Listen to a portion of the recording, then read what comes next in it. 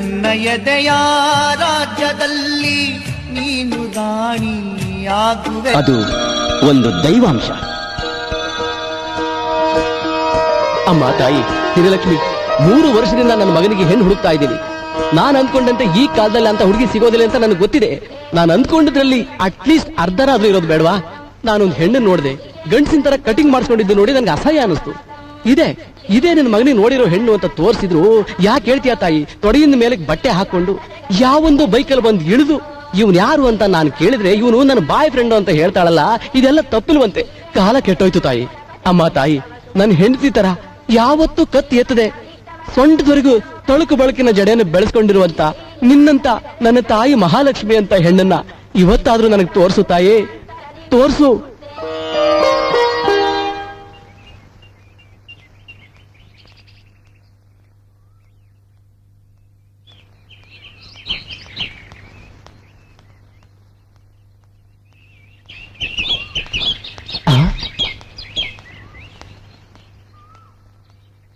ಆಹಾ ಆಹಾ, ಅರೆ ಸೊಂಟದಿಂದ ಕೆಳಗಡೆವರೆಗೂ ಕೇಶರಾಶಿ, ಬಗ್ಸಿ ತಲೆ ಎತ್ತದಾಗಿ ಬರ್ತಾ ಇದ್ದಾಳೆ.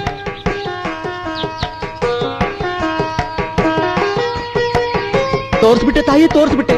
ನನ್ನ ಮಗನಿಗೆ ತಕ್ಕಂತೆ ಹೆಣ್ಣನ್ನು ತೋರಿಸ್ಬಿಟ್ಟೆ ತಾಯಿ. ನಾನು ಧನ್ಯನಾದೆ ತಾಯಿ, ಧನ್ಯನಾದೆ. ಇಂಥ ಸದ್ಗುಣ ಸಂಪನ್ನೆ ಮತ್ತಿನ್ನೆಲ್ಲ ಹುಡುಕಿದ್ರು ಸಿಕ್ಕಲ್ಲ. ಈಗಲೇ ಹೋಗಿ ಮಾತಾಡ್ತೀನಿ. ಇದನ್ನ ಪ್ರಭಾಕರ್ ಕೊಡು, ಇದನ್ನ ರಾಜು ಕೊಡು, ಇದನ್ನ ಮಹೇಶ್ ಕೊಡು, ಇದನ್ನ ಮಿಥುನ್ ಕೊಡು, ಇದನ್ನ ರಮೇಶ್ ಕೊಡು. ಏನಕ್ಕ ನಮ್ಮಣ್ಣ ಪೀಟರ್ ಬಂದ್ ಕೊಡ್ಬಾರ್ದಾ? ಎಷ್ಟು ಸಂಪಾದನೆ ಮಾಡ್ತಾರೆ ನಿಮ್ಮಣ್ಣ? 15,000.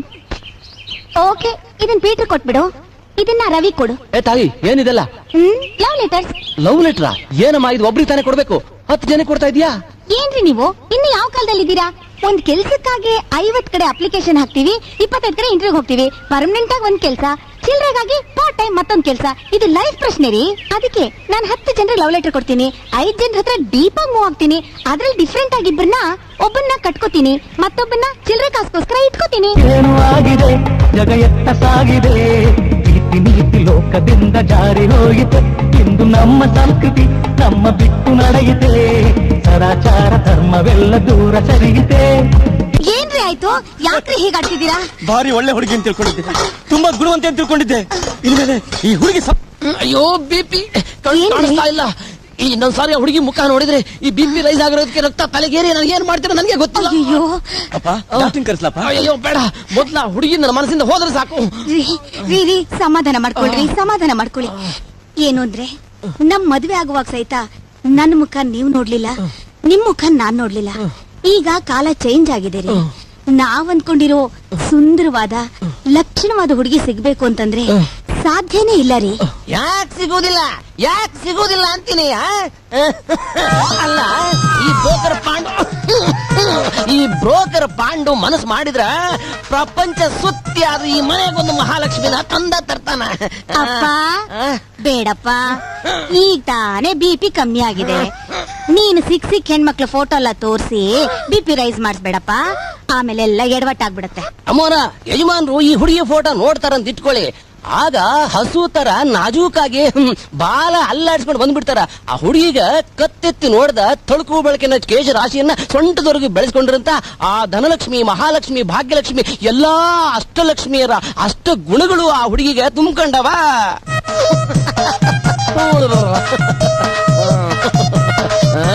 ಕಾಲೇಜ್ನಾಗ ಕಲಿಯಕ ಇಂಗ್ಲಿಷ್ ಅಂತೂ ಚಿಂದಿ ಲೂಟಿ. LOVE ಲವ್ ಅನ್ನೋ ಪದದ ಅರ್ಥನೇ ಗೊತ್ತಿಲ್ಲ, ಹಂಗ ಬೆಳೆಸ್ಯಾರ ಅವ್ರ ತಂದೆ ತಾಯಿ. ಹೌದಾ? ಕೊಡು, ಈ ಫೋಟೋ ನೋಡಾದ್ರು ಆ ದಾರಿಲ್ ನೋಡಿರೋ ಹುಡುಗಿನ ಮರಿತಾರೋ ಏನೋ ನೋಡೋಣ. ಕೊಡು, ಕಾಯಕಣ್ಣು ಎಲ್ಲಾರ್ಕೊಂಡು ನಿನ್ ಮನಸ್ಸಿನ ಆಚೆ ಬಂದಲ್ಲಿ. ಜೈ ಬಮ್ಮಂ ಶಂಲಿಂಗ. ಭಾಗ್ಯಲಕ್ಷ್ಮಿ, ಈ ಹುಡುಗಿ ಆದ್ರೂ ಸದ್ಗುಣ ಸಂಪನ್ನೆ ಆಗಿಲ್ಲಮ್ಮ. ತೋರಿಸ್ತೀನಿ, ಇಟ್ಕೋತೀನಿ, ಕಟ್ಕೋತೀನಿ, ಇಟ್ಕೋತೀನಿ, ಕಟ್ಕೋತೀನಿ.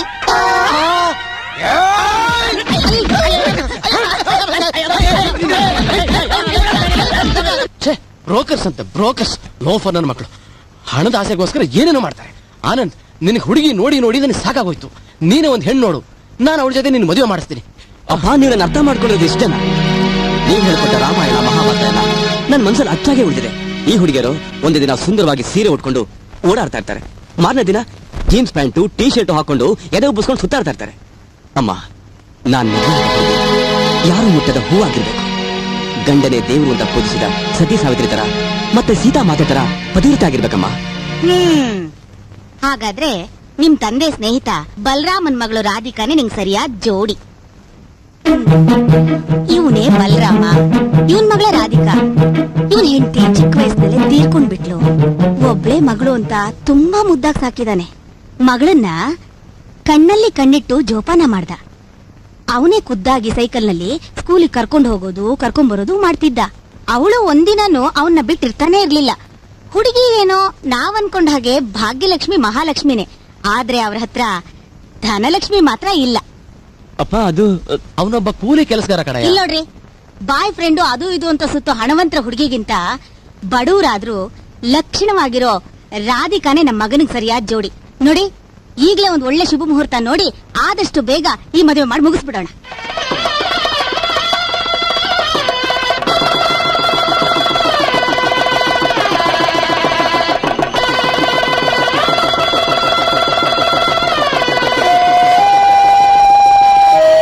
ನನಗೆ ಈ ಹಣ ಆಸ್ತಿ ಯಾವುದು ಬೇಡ.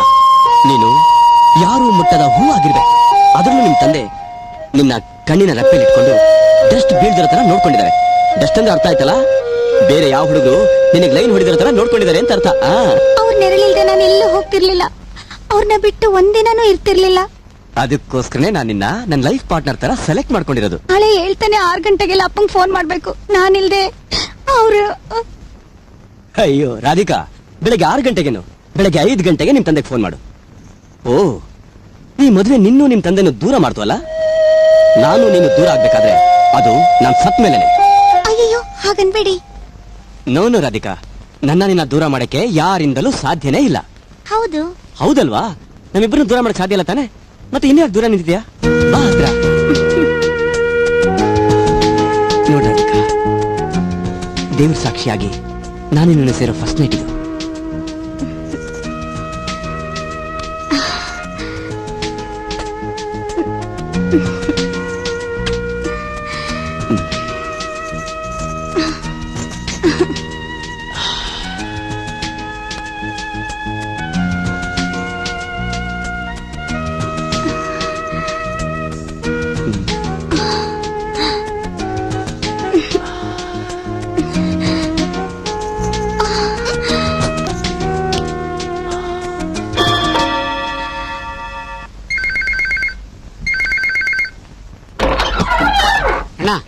ನಿಮ್ ಮಗಳ ಮನೆಯಿಂದ ಫೋನ್ ಬಂದಿದೆ.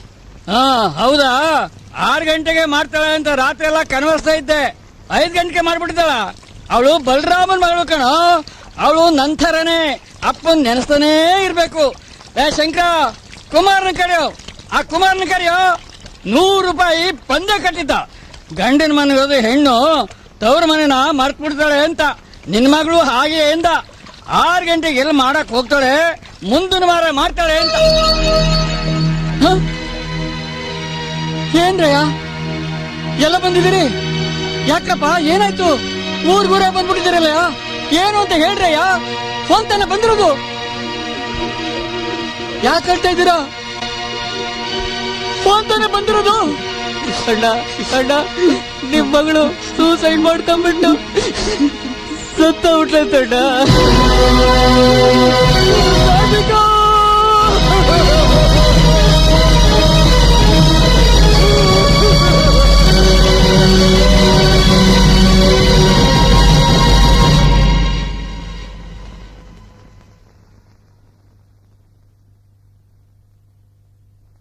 ಬಲರಾಮ್ ರಾಧಿಕಾ ರಾಧಿಕಾ ಅಂತ ಕಿರ್ಚ್ಕೊಂಡತ್ತಿದ್ದು ಇವಾಗ್ಲೂ ಈ ಸೆಮಿನಾರ್ನಲ್ಲಿ ಪ್ರತಿಧ್ವನಿಸ್ತಾ ಇದೆ. ಡಾಕ್ಟ್ರೇ, ರಾಧಿಕಾ ಯಾಕೆ ಸೂಸೈಡ್ ಮಾಡ್ಕೊಂಡ್ಬಿಟ್ಲು? ಅದನ್ನ ಭಯಂಕರ ಅಂತ ಹೇಳೋದಾ ಇಲ್ಲ ಹುಚ್ಚು ಅಂತ ಹೇಳೋದಾ? ನನಗೊಂದು ಅರ್ಥನೇ ಆಗ್ತಿಲ್ಲ. ಇದಕ್ಕೆ ಸಂಬಂಧಪಟ್ಟ ವಿಷಯನ ರಾಧಿಕಾ ಗಂಡನೇ ಹೇಳ್ತಾರೆ, ಅವ್ರನ್ನೇ ಕೇಳಿ.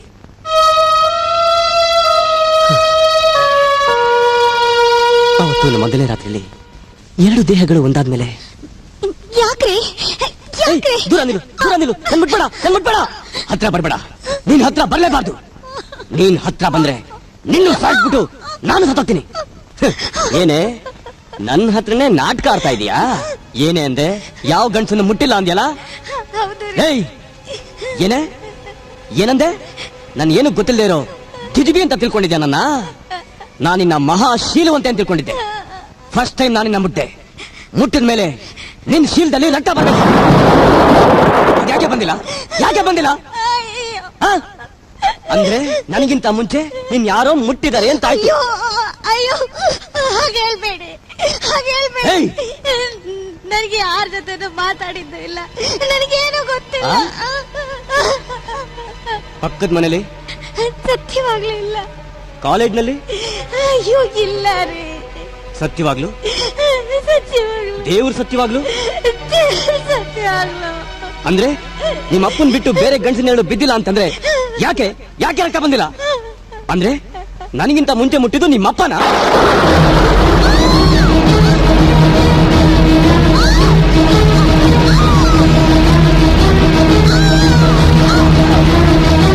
ರಾಧಿಕಾ, ಅಯ್ಯೋ ಅನ್ಯಾಯವಾಗಿ ನನ್ನ ರಾಧಿಕಾನ ನಾನು ಕಳ್ಕೊಂಡ್ಬಿಟ್ನೆ. ರಾಧಿಕಾ, ರಾಧಿಕಾ. ತಪ್ಪಾದ ಗ್ರಹಿಕೆಯಿಂದ ಒಂದು ಹುಡುಗಿ ಪ್ರಾಣನ ಅನ್ಯಾಯವಾಗಿ ನೀಗ್ಬಿಟ್ರಲ್ರಿ.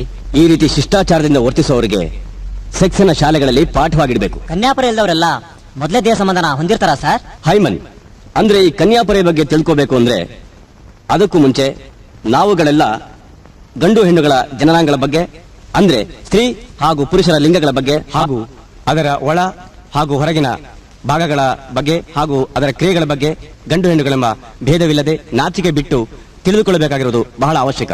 ಇದುವೇ ವಯಸ್ಕ ಗಂಡಸಿನ ಜನನಾಂಗ, ಅಂದ್ರೆ ಶಿಶ್ನದ ಮುಂಭಾಗದ ದೃಶ್ಯ. ಇದು ಪಾರ್ಶ್ವ ದೃಶ್ಯ. ಇದು ವೃಷಣ ಚೀಲದಿಂದೊಳಗೂಡಿದ ಪುರುಷಲಿಂಗದ ಪಾರ್ಶ್ವ ಒಳ ದೃಶ್ಯ. 1 ಮೂತ್ರನಾಳ, 2 ಶಿಶ್ನದ ಹೂ, 3 ಮೂತ್ರಕೋಶ, 4 ವೃಷಣದ ಚೀಲ, 5 ವೃಷಣಗಳು, 6 ಎಪಿಡಿಡೈಮಿಸ್, 7 ವೀರ್ಯನಾಳ, 8 ಗುದದ್ವಾರ. ಇದು ಗಂಡಿನ ಜನನಾಂಗದ ಒಳಭಾಗ ಕತ್ತರಿಸಿ ತೋರಿಸುವ ದೃಶ್ಯ. 1 ಎಜಾಕ್ಯುಲರಿ ವಾಲ್, 2 ಪ್ರಾಸ್ಟೇಟ್ ಗ್ರಂಥಿ, 3 ಕಾಪರ್ ಗ್ರಂಥಿ, 4 ಕಾಪರ್ ಗ್ಲ್ಯಾಂಡ್ ವಾಲ್, 5 ಮೂತ್ರನಾಳ, 6 ಶಿಶ್ನದ ಹೂದಾರಿ, 7 ಗ್ರಂಥಿ, 8 ಸಿರ. ಇದು ಶಿಶ್ನದ ಉದ್ದ ಭಾಗವನ್ನು ಅಡ್ಡವಾಗಿ ಕತ್ತರಿಸಿ ತೋರಿಸುವ ದೃಶ್ಯ. ಸಂಭೋಗದ ಸಮಯದಲ್ಲಿ ಹೆಣ್ಣು ಗಂಡಿನ ಒಳ ಜನನಾಂಗಗಳು ಹೇಗಿರುವುದೆಂದು ತೋರಿಸುವ ದೃಶ್ಯ. ಇದು ಶಿಶ್ನದ ಉದ್ದವಾದ ಭಾಗ. ಅತಿ ಸೂಕ್ಷ್ಮ ಸ್ಪರ್ಶಜ್ಞಾನವುಳ್ಳ ಮೃದುವಾದ ಚರ್ಮವನ್ನು ತನ್ನ ಸುತ್ತಲೂ ಮುಚ್ಚಿಕೊಂಡಿದೆ.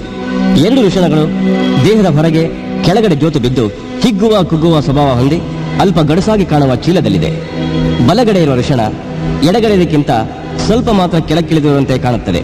ಹೀಗೆ ಮೇಲಕ್ಕೆ ಹಾಗೂ ಕೆಳಕ್ಕೆ ಹಿಗ್ಗಿ ಕುಗ್ಗುವುದು ರೋಗವಾಗಲಿ ಅಥವಾ ಅಸಹಜವಾಗಲಿ ಇಲ್ಲ. ಇದು ಸ್ವಾಭಾವಿಕ, ಹೀಗೆಯೇ ಇರಬೇಕು. ಈ ವೃಷಣಗಳು ಬೇರೆ ಅಂಗಾಂಗಗಳ ಹಾಗೆ ದೇಹದ ಒಳಗಡೆ ಇಲ್ಲದೆ ಹೊರಗಡೆ ಏಕೆ ಜೋತು ಬಿದ್ದಿವೆ? ಸೃಷ್ಟಿಕರ್ತನ ಅದ್ಭುತ ಆಟವೆಂದರೆ ಪ್ರಪಂಚದ 1ನೇ ನಂಬರ್ ಮೆಕ್ಯಾನಿಸಮ್ ಅನ್ನು ಇಲ್ಲಿಂದಲೇ ಆರಂಭಿಸುತ್ತಾನೆ. ಈ ವೃಷಣದ ಚೀಲ ದೇಹದ ಒಳಗಡೆ ಇದ್ದರೆ ನಮ್ಮ ದೇಹದ ತಾಪಮಾನಕ್ಕೆ ವೀರ್ಯ ಅಂದರೆ ವೀರ್ಯಾಣುಗಳನ್ನು ಉತ್ಪಾದಿಸಲು ಸಾಧ್ಯವಾಗುವುದಿಲ್ಲ. ಏಕೆಂದರೆ ವೀರ್ಯಾಣುಗಳು ಉತ್ಪತ್ತಿಯಾಗಲು ದೇಹದ ತಾಪಮಾನಕ್ಕಿಂತ 3 ಡಿಗ್ರಿ ಫ್ಯಾರನ್ಹೀಟ್ ಉಷ್ಣಾಂಶ ಕಡಿಮೆ ಇರಬೇಕು. ಆದರೆ ದೇಹದ ಉಷ್ಣಾಂಶ ಅತಿ ಹೆಚ್ಚಾಗಿರುತ್ತದೆ. ಅಷ್ಟೊಂದು ಬಿಸಿಯಲ್ಲಿ ವೀರ್ಯಾಣುಗಳು ಸಾಯುತ್ತವೆ. ಅದಕ್ಕಾಗಿಯೇ ಈ ವೃಷಣಗಳ ಚೀಲ ದೇಹದ ಹೊರಗಡೆ ಜೋತು ಬಿದ್ದು ತಾಪ ಹೆಚ್ಚಿರುವಾಗ ವೃಷಣದ ಚೀಲ ಹಿಗ್ಗಿ ದೊಡ್ಡದಾಗಿ ಜೋತುಕೊಂಡು ಉಷ್ಣಾಂಶವನ್ನು ಕಡಿಮೆಯಾಗಿಸಿಕೊಳ್ಳುತ್ತದೆ. ತಾಪಮಾನ ಕಡಿಮೆಯಾಗಿ ಚಳಿಯಾಗುವಾಗ ಕುಗ್ಗಿ ಚಿಕ್ಕದಾಗಿ ಅಂಟಿಕೊಂಡು ಉಷ್ಣಾಂಶವನ್ನು ಹೆಚ್ಚಿಸಿಕೊಂಡು ವೀರ್ಯಾಣುಗಳು ಸಾಯದ ಹಾಗೆ ಕಾಪಾಡಿಕೊಂಡು ಉತ್ಪಾದಿಸುತ್ತದೆ. ಇದು ವೃಷಣದ ಚೀಲದ ಒಳಗಡೆಯ ದೃಶ್ಯ. ಇಲ್ಲಿ ವೀರ್ಯಾಣುಗಳನ್ನು ಹಾಗೂ ಆಂಡ್ರೋಜನ್ ಎಂಬ ಹಾರ್ಮೋನ್ ಅನ್ನು ಉತ್ಪಾದಿಸುತ್ತೇವೆ. ಇವುಗಳು ವೃಷಣದಲ್ಲಿರುವ ಸೆಮಿಫೋರಸ್ ಎಂಬ ನಾಳಗಳಲ್ಲಿ ಉದ್ಭವಿಸುತ್ತದೆ. 1 ತಿಂಗಳಿನಲ್ಲಿ ಸುಮಾರು 1 ಕೋಟಿಯಿಂದ 30 ಕೋಟಿ ಜೀವಾಣುಗಳು ಉತ್ಪತ್ತಿಯಾಗುತ್ತವೆ. ಈ ಜೀವಾಣುಗಳು ಎಪಿಡೆಮಿಸ್ನಲ್ಲಿ ಶೇಖರಿಸಲ್ಪಡುತ್ತದೆ. ಸಂಭೋಗದ ಸಮಯದಲ್ಲಿ ನಾಳಗಳ ಮೂಲಕ ಸೆಮಿನಲ್ ವೇಸೈಕಲ್ ಮೂಲಕ ಸೇರಿದ ನಂತರ ಪ್ರಾಸ್ಟೇಟ್ ದ್ರವ ಮಿಶ್ರಣಗೊಂಡು ಗಟ್ಟಿಯಾದ ಬಿಳಿಯ ಲೋಳೆಯ ಹಾಗೆ ಪರಿವರ್ತನೆಯಾಗುತ್ತದೆ. ಇದನ್ನೇ ನಾವು ವೀರ್ಯ ಎಂದು ಕರೆಯುತ್ತೇವೆ. ಈ ವೀರ್ಯವು ಸಂಭೋಗದ ಉನ್ನತ ಘಟ್ಟದ ಸಮಯದಲ್ಲಿ ಎಜಾಕ್ಯುಲೇಷನ್ ಡಕ್ಟ್ ವಾಲ್ಗಳನ್ನು ತೆರೆದುಕೊಂಡು ಮೂತ್ರನಾಳದ ಮೂಲಕ ಯೋನಿಯೊಳಗೆ ವಿಸರ್ಜಿಸಲ್ಪಡುತ್ತದೆ. ಪ್ರೌಢ ವಯಸ್ಕ ಹೆಣ್ಣಿನ ಜನನಾಂಗದ ದೃಶ್ಯ. ಅತಿ ಹತ್ತಿರದ ಒಳಭಾಗದ ದೃಶ್ಯ. 1 ಗರ್ಭಕೋಶ, 2 ಗರ್ಭಚೀಲ, 3 ಅಂಡತೂಗುಪೊರೆ, 4 ಮೂತ್ರಕೋಶ, 5 ಸ್ತ್ರೀಶಿಶ್ನ, 7 ಯೋನಿಮಾರ್ಗ, 8 ಮಲದ್ವಾರ, 9 ಒಳಬಾಯಿ, ಒಳಹೊಕ್ಕು ಪಾರ್ಶ್ವಭಾಗಗಳು ಕತ್ತರಿಸಿ ತೋರಿಸುವ ದೃಶ್ಯ. 1 ಯೋನಿದ್ವಾರ, 2 ಯೋನಿಮಾರ್ಗ, 3 ಒಳಬಾಯಿ, 4 ಗರ್ಭಚೀಲ, 5 ಅಂಡತೂಗುಪೊರೆ, 6 ಅಂಡನಾಳ. ಸ್ತ್ರೀಯ ಗರ್ಭಕೋಶದಲ್ಲಿರುವ ಅಂಡಾಶಯದಲ್ಲಿ ಅಂಡಾಣು ಉತ್ಪತ್ತಿಯಾಗಿ ಗರ್ಭನಾಳದ ಮೂಲಕವಾಗಿ ಬರುತ್ತದೆ. ಗಂಡಿನ ಜನನಾಂಗದಿಂದ ಹೆಣ್ಣಿನ ಗರ್ಭಕೋಶದ ಹೊರಮೂತಿಯ ಬಳಿ ವಿಷಕಾರಿಯ ಹಾಗೆ ವಿಸರ್ಜಿಸಲ್ಪಟ್ಟ ವೀರ್ಯಾಣುಗಳು ಕಿರಿಸಂದಿನಲ್ಲಿ ಈಜುತ್ತಾ ಬಂದು ಶಕ್ತಿಯುತವಾದ ಒಂದೇ ಒಂದು ಜೀವಾಣು ಮೊದಲೇ ಕಾದುಕೊಂಡಿರುವ ಡಿಂಬಾಣುವನ್ನು ಒಳಹೊಕ್ಕು ಗರ್ಭಾಶಯದಲ್ಲಿನ ಒಳಭಾಗದ ಗರ್ಭಚೀಲಕ್ಕೆ ಬಂದು ಅಲ್ಲಿನ ಒಳಗೋಡೆಗೆ ಅಂಟಿಕೊಳ್ಳುತ್ತದೆ. ಅಲ್ಲಿ ಹಲವಾರು ಮಾರ್ಪಾಡುಗಳಾಗಿ ಸುಮಾರು 10 ತಿಂಗಳ ಒಳಗೆ ಶಿಶುವಾಗಿ ಬೆಳೆದು ಪ್ರಸವವಾಗುತ್ತದೆ. ಇದು ಹೆಣ್ಣಿನ ಹೊರ ಜನನಾಂಗದ ದೃಶ್ಯ. 1 ಜಘನ, 2 ಸ್ತ್ರೀಶಿಶ್ನ, 3 ಚಿಕ್ಕ ತುಟಿ, 4 ದೊಡ್ಡ ತುಟಿ, 6 ಯೋನಿಮಾರ್ಗ, 7 ಗುದದ್ವಾರ, 5ನೇದು ಇದುವೇ ಕನ್ಯಾಪೊರೆ. ಕೆಲ ಸ್ತ್ರೀಯರಿಗೆ 1 ಬೆರಳು ತೂರಷ್ಟು ರಂಧ್ರವಿರುತ್ತದೆ. ಇನ್ನು ಕೆಲವು ಸ್ತ್ರೀಯರಿಗೆ ಜಾಲರಿಯ ಹಾಗೆ ಹಲವು ರಂಧ್ರಗಳು ಹೊಂದಿ ಯೋನಿದ್ವಾರವನ್ನು ಮುಚ್ಚಿರುತ್ತದೆ. ಈ ರಂಧ್ರಗಳಿಂದ ಋತುಸ್ರಾವವಾದಾಗ ರಕ್ತ ಹೊರಹೋಗುವುದಕ್ಕೆ ಸಹಕಾರಿಯಾಗಿರುತ್ತದೆ. ಒಂದು ಹೆಣ್ಣು ಸಂಭೋಗಕ್ಕೆ ಒಳಪಡುವಾಗ ಗಂಡಿನ ಶಿಶ್ನವು ಒಳನುಗ್ಗುವ ರಭಸಕ್ಕೆ ಕನ್ಯಾಪೊರೆಯು ಹರಿಯುತ್ತದೆ. ಆಗ ಇದರಿಂದ ಅಲ್ಪ ಪ್ರಮಾಣದ ರಕ್ತದೊಂದಿಗೆ ಸ್ವಲ್ಪ ನೋವು ಸಹ ಆಗುತ್ತದೆ. ಕೆಲವರಿಗೆ ಅತಿ ತೆಳುವಾದ ಕನ್ಯಾಪೊರೆ ಇದ್ದಲ್ಲಿ ಸೈಕಲ್ ತುಳಿಯುವಾಗ, ಕುದುರೆ ಸವಾರಿ ಮಾಡುವಾಗ, ಕಠಿಣತರವಾದ ಆಟೋಟಗಳು, ನಾಟ್ಯ ಹಾಗೂ ಜನನಾಂಗವನ್ನು ಶುಚಿಗೊಳಿಸುವಾಗ, ವೈದ್ಯರು ಉಪಕರಣಗಳಿಂದ ಪರೀಕ್ಷೆ ಮಾಡುವಾಗ ಕನ್ಯಾಪೊರೆ ಹರಿಯುವ ಸಾಧ್ಯತೆಗಳಿವೆ. ಮತ್ತೆ ಕೆಲವರು ತಮ್ಮ ಸ್ವಸಂತೋಷಕ್ಕಾಗಿ ಕೆಲವು ಉಪಕರಣಗಳನ್ನು ಬಳಸಿ ಹಸ್ತಮೈಥುನ ಮಾಡಿಕೊಳ್ಳುವುದರಿಂದ ಸಂಭೋಗಕ್ಕೆ ಮುಂಚಿತವಾಗಿ ಕನ್ಯಾಪೊರೆ ಹರಿಯುತ್ತದೆ. ಇನ್ನೂ ಒಂದು ಆಶ್ಚರ್ಯವೆಂದರೆ ಕೆಲವು ಸ್ತ್ರೀಯರಿಗೆ ಕನ್ಯಾಪೊರೆಯು ಅತಿ ದಪ್ಪವಾಗಿರುತ್ತದೆ. ಸಂಭೋಗದ ಸಂದರ್ಭದಲ್ಲಿ ಶಿಶ್ನದಿಂದಲೂ ಹರಿಯಲಾಗದಷ್ಟು ಗಡುಸಾಗಿ ಇರುತ್ತದೆ. ಕೆಲ ಗಂಡಸರು ಇದನ್ನು ತಪ್ಪಾಗಿ ಭಾವಿಸಿ ತನ್ನ ಹೆಂಡತಿ ವಯಸ್ಕಳಲ್ಲವೆಂದು ವಯಸ್ಸಿಗೆ ಬಾರದ ಹೆಣ್ಣನ್ನು ತನ್ನ ತಲೆಗೆ ಕಟ್ಟಿದರೆಂದು ಕೋರ್ಟಿನ ಮೆಟ್ಟಿಲು ಹತ್ತಿ ವಿವಾಹ ವಿಚ್ಛೇದನಕ್ಕೆ ಮುಂದಾಗುತ್ತಾರೆ. ಇದು ತಪ್ಪು. ತಜ್ಞ ವೈದ್ಯರುಗಳ ಬಳಿ ಹೋದರೆ ಈ ಗಡುಸಾದ ಪೊರೆಯನ್ನು ಡಯಲೇಟರ್ ಎಂಬ ಶಸ್ತ್ರದ ಮೂಲಕ ಅಥವಾ ಸಣ್ಣ ಶಸ್ತ್ರಚಿಕಿತ್ಸೆಯ ಮೂಲಕ ಸರಿಪಡಿಸುತ್ತಾರೆ. ಹೆಣ್ಣಿಗೆ ಕನ್ಯಾಪೊರೆ ಹರಿಯೋ ಹಾಗೆ ಗಂಡಸರಿಗೂ ಇದೆಯಾ? ಕನ್ಯಾಪೊರೆ ಹಾಗೆ ಗಂಡಸಿಗೆ ಸಾಮಾನ್ಯವಾಗಿ ಯಾವುದೂ ಇಲ್ಲ. ಆದರೆ ಸುನ್ನತಿ ಎಂದು ಕರೆಯೋ ಚಿಕ್ಕ ಶಸ್ತ್ರಚಿಕಿತ್ಸೆ ಇದೆ. ಗಂಡಸಿನ ಜನನಾಂಗದ ಮುಂಭಾಗದಲ್ಲಿರುವ ಮೂತಿಯನ್ನು ಆವರಿಸಿರುವ ಮುಂದಗಲನ್ನು ಮುಂದಕ್ಕೆ ಎಳೆದು ಕತ್ತರಿಸುವ ಮೂಲಕ ತೆಗೆಯಬಹುದು. ಇದನ್ನೇ ಸುನ್ನತಿ ಎಂದು, ಅಂದರೆ ಸರ್ಕಂಸಿಷನ್ ಎಂದು ಕರೆಯುತ್ತೇವೆ. ಸಾವಿರಾರು ವರ್ಷಗಳಿಂದ ಸಂಪ್ರದಾಯವಾದಿಗಳು, ಒಂದು ವರ್ಗದ ಕೋಮಿನವರು ತಮ್ಮ ಜನನಾಂಗವನ್ನು ಶುಭ್ರವಾಗಿಟ್ಟುಕೊಳ್ಳುವುದಕ್ಕಾಗಿ ಚಿಕ್ಕ ವಯಸ್ಸಿನಲ್ಲೇ ಸುನ್ನತಿ ಮಾಡುತ್ತಾರೆ. ಇದು ಸುನ್ನತಿ ಮಾಡುವುದಕ್ಕೆ ಮುಂಚೆ, ಇದು ಸುನ್ನತಿ ಮಾಡಿದ ನಂತರ, ಇದು ಸುನ್ನತಿ ಮಾಡದೆಯೇ ತಾನಾಗೇ ಮುಂದೊಗಲು ಹಿಂದಕ್ಕೆ ಸರಿದು ಸುತ್ತಿಕೊಂಡಿರುವುದು. ಈ ಮೂತಿಯ ಕೆಳಗೆ ಸ್ಮೆಗ್ಮಾ ಎಂದು ಕರೆಯಲ್ಪಡುವ ಬಿಳಿಯ ಜಿಗುಟಾದ ಕಲ್ಮಶ ಉತ್ಪತ್ತಿಯಾಗುತ್ತದೆ. ಇದು ಹೆಚ್ಚಾಗಿ ಸೇರಿಕೊಂಡರೆ ನಾವು ಸ್ನಾನ ಮಾಡುವಾಗ ಆ ಚರ್ಮವನ್ನು ಹಿಂದಕ್ಕೆ ತಳ್ಳಿ ನೀರಿನಿಂದ ಶುಚಿಗೊಳಿಸಬೇಕು. ಹಾಗೆ ಮಾಡದಿದ್ದರೆ ಅಸಹ್ಯವಾಗಿದ್ದು ದುರ್ನಾತವನ್ನು ಬೀರುತ್ತದೆ. ಅದು ಮಾತ್ರವಲ್ಲದೆ ಗಂಡಸರಿಗೆ ಶಿಶ್ನದಲ್ಲಿಯೂ ಹೆಂಗಸರಿಗೆ ಗರ್ಭಾಶಯದ ಹೊರಮೂತಿಯ ಬಳಿ, ಗರ್ಭಾಶಯದ ಬಳಿ ಸರ್ವಿಕಲ್ ಕ್ಯಾನ್ಸರ್ ಸಹ ಬರಬಹುದೆಂದು ನಂಬಲಾಗಿದೆ. ಆದರೂ ಕೆಲವರಿಗೆ ಮುಂದೊಗಲು ಬಹಳ ಗಟ್ಟಿಯಾಗಿದ್ದು ಮೂತ್ರದ್ವಾರವನ್ನುಳಿದು ಬೇರೆಲ್ಲಾ ಮುಚ್ಚಿಕೊಂಡಿರುತ್ತದೆ. ಮುಂದೊಗಲನ್ನು ಹಿಂದಕ್ಕೆ ಎಳೆಯಲಾಗುವುದೇ ಇಲ್ಲ. ಇದಕ್ಕೆ ಪೈಮೋಸಿಸ್ ಎಂದು ಹೆಸರು. ಈ ಮುಂದೊಗಲನ್ನು ಅತಿ ಸಣ್ಣ ಶಸ್ತ್ರಚಿಕಿತ್ಸೆಯಿಂದ ನಿವಾರಿಸಲೇಬೇಕು. ಋತುಮತಿ ಆಗುವುದು ಅಂದ್ರೇನು? ಯೋನಿಯೊಳಗೆ ಶಿಶ್ನ ಹೋಗುವುದಕ್ಕಾಗಿ ರಕ್ತ ಸಿಡಿದು ಮೊದಲ ಬಾರಿ ದಾರಿ ಏರ್ಪಡುವುದೇ? ಈ ದ್ವಾರ ಏರ್ಪಡುತ್ತದೆ ಎನ್ನುವುದು ಮೂರ್ಖತನದ ಮಾತುಗಳು. ನಾವು ಸಿನಿಮಾಗಳಲ್ಲಿ ನೋಡ್ತೀವಿ. ಆ ಹೂ ಅರಳುವುದನ್ನು ನೋಡಿ ನಮಗೆ ನಾವೇ ಇಟ್ಟುಕೊಂಡಿರುವ ಕಟ್ಟುಕಥೆ. ಹೆಂಗಸು ವಯಸ್ಸಿಗೆ ಬರುವುದೆನ್ನುವುದು ಮೊದಲ ಬಾರಿಗೆ ಬರುವ ಋತುಸ್ರಾವ, ಚರ್ಮ ಹರಿದು ಬರುವ ರಕ್ತವಲ್ಲ. ಶಿಶುವಾಗಿರುವಾಗಿನಿಂದಲೂ ಹೆಣ್ಣು ಮಕ್ಕಳಿಗೆ ಯೋನಿಮಾರ್ಗ, ಗರ್ಭಕೋಶ, ಅಂಡಾಶಯಗಳು ಇರುತ್ತವೆ. ಆದರೆ ಮೊದಲು ಋತುಸ್ರಾವವಾದ ನಂತರವೇ ಸಂಭೋಗಕ್ಕೆ ಸ್ತ್ರೀ ಅಣಿಯಾಗುವಳು. ಇದು ಶಿಶುವಾಗಿರುವಾಗ ಗರ್ಭಕೋಶ, ಅಂಡಾಶಯಗಳ ಅಳತೆಗಳು. ಇದು 4 ವರ್ಷದವಳಾದಾಗ, ಇದು ವಯಸ್ಸಿಗೆ ಬಂದಿರುವಾಗ, ಇದು ಹೆರಿಗೆಯಾದ ನಂತರ, ಇದು ವಯಸ್ಸಾಗಿ ಮುಟ್ಟು ನಿಂತ ನಂತರ ಕುಗ್ಗಿರುವುದು. ಕೆಲವು ಸ್ತ್ರೀಯರು ವಯಸ್ಸಿಗೆ ಬರುವುದಿಲ್ಲ. ಅದು ಹಾರ್ಮೋನ್ಗಳ ಕೊರತೆಯಿಂದಾಗಿಯೋ ಅಥವಾ ಗರ್ಭಕೋಶ ಹಾಗೂ ಗರ್ಭಚೀಲದ ಬೆಳವಣಿಗೆ ಕಾಣದೇ ಇರುವುದರಿಂದಲೋ ತೊಂದರೆಗಳು ಬರಬಹುದು. ಇದನ್ನು ವೈದ್ಯರ ಬಳಿ ಚರ್ಚಿಸಿ ಶಸ್ತ್ರಚಿಕಿತ್ಸೆಯಿಂದ ಗುಣಪಡಿಸಬಹುದು. ಸರ್, ಮುಟ್ಟಾಗುವುದು ಅಂತಂದ್ರೆ ಏನ್ ಸರ್? ಗರ್ಭಾಶಯ ಭಿತ್ತಿಯಲ್ಲಿ ವೀರ್ಯಾಣುವಿನಿಂದಾಗಿ ಭ್ರೂಣವಾಗಲು ಕಾಯುತ್ತಿರುವ ಡಿಂಬಾಣು ಗರ್ಭಚೀಲದ ಒಳಗೋಡೆಯಲ್ಲಿ ಇರಲು ಹತ್ತಿಯಂತ ಮೃದುವಾದ ಸ್ಥಳ ಬೆಳೆಯಲು ಪೋಷಕಾಂಶಗಳು ತಯಾರಾಗಿರುತ್ತದೆ. ಆದರೆ ಸಂಭೋಗ ನಡೆಯಲಿಲ್ಲ, ವೀರ್ಯಾಣು ಡಿಂಬಾಣುವಿನೊಂದಿಗೆ ಸೇರಲಿಲ್ಲ. ಅದಕ್ಕಾಗಿ ಕಾದಿದ್ದ ಡಿಂಬಾಣು ಭ್ರೂಣವಾಗದೆ ಛಿದ್ರವಾಗುತ್ತದೆ. ತಯಾರಾಗಿದ್ದ ಹತ್ತಿಯಂತ ಸ್ಥಳ ಬೆಳೆಯಲು ಬೇಕಾದ ಪೋಷಕಾಂಶಗಳು ವ್ಯರ್ಥವಾಗಿ ಗರ್ಭಚೀಲದ ಕುಗ್ಗುವಿಕೆಯಿಂದ ತುಂಡು ತುಂಡಾಗಿ ಒಡೆದು ರಕ್ತದೊಂದಿಗೆ ಲೋಳೆಯೂ ಸೇರಿ ಋತುಸ್ರಾವದ ರೂಪದಲ್ಲಿ ವ್ಯರ್ಥವಾಗಿ ಹೊರಬರುತ್ತದೆ. ಇದುವೇ ಋತುಸ್ರಾವ. ಇದು 28 ದಿನಗಳಿಗೊಮ್ಮೆ ಋತುಚಕ್ರದ ಹೆಸರಿನಿಂದ ಹೆಣ್ಣಿನ ಮುಟ್ಟು ನಿಲ್ಲುವವರೆಗೆ ಸರಿಸುತ್ತಾ ಇರುತ್ತದೆ. ಈ ಋತುಸ್ರಾವವು ಸುಮಾರು 3 ದಿನಗಳಿಂದ 7 ದಿನಗಳವರೆಗೆ ಇರಬಹುದು. ಈ ಸಮಯದಲ್ಲಿ ಸ್ತ್ರೀಯರು ಸೊರಗಿ ಚಟುವಟಿಕೆಗಳೇ ಇಲ್ಲದಂತೆ ಕಾಣುತ್ತಾರೆ.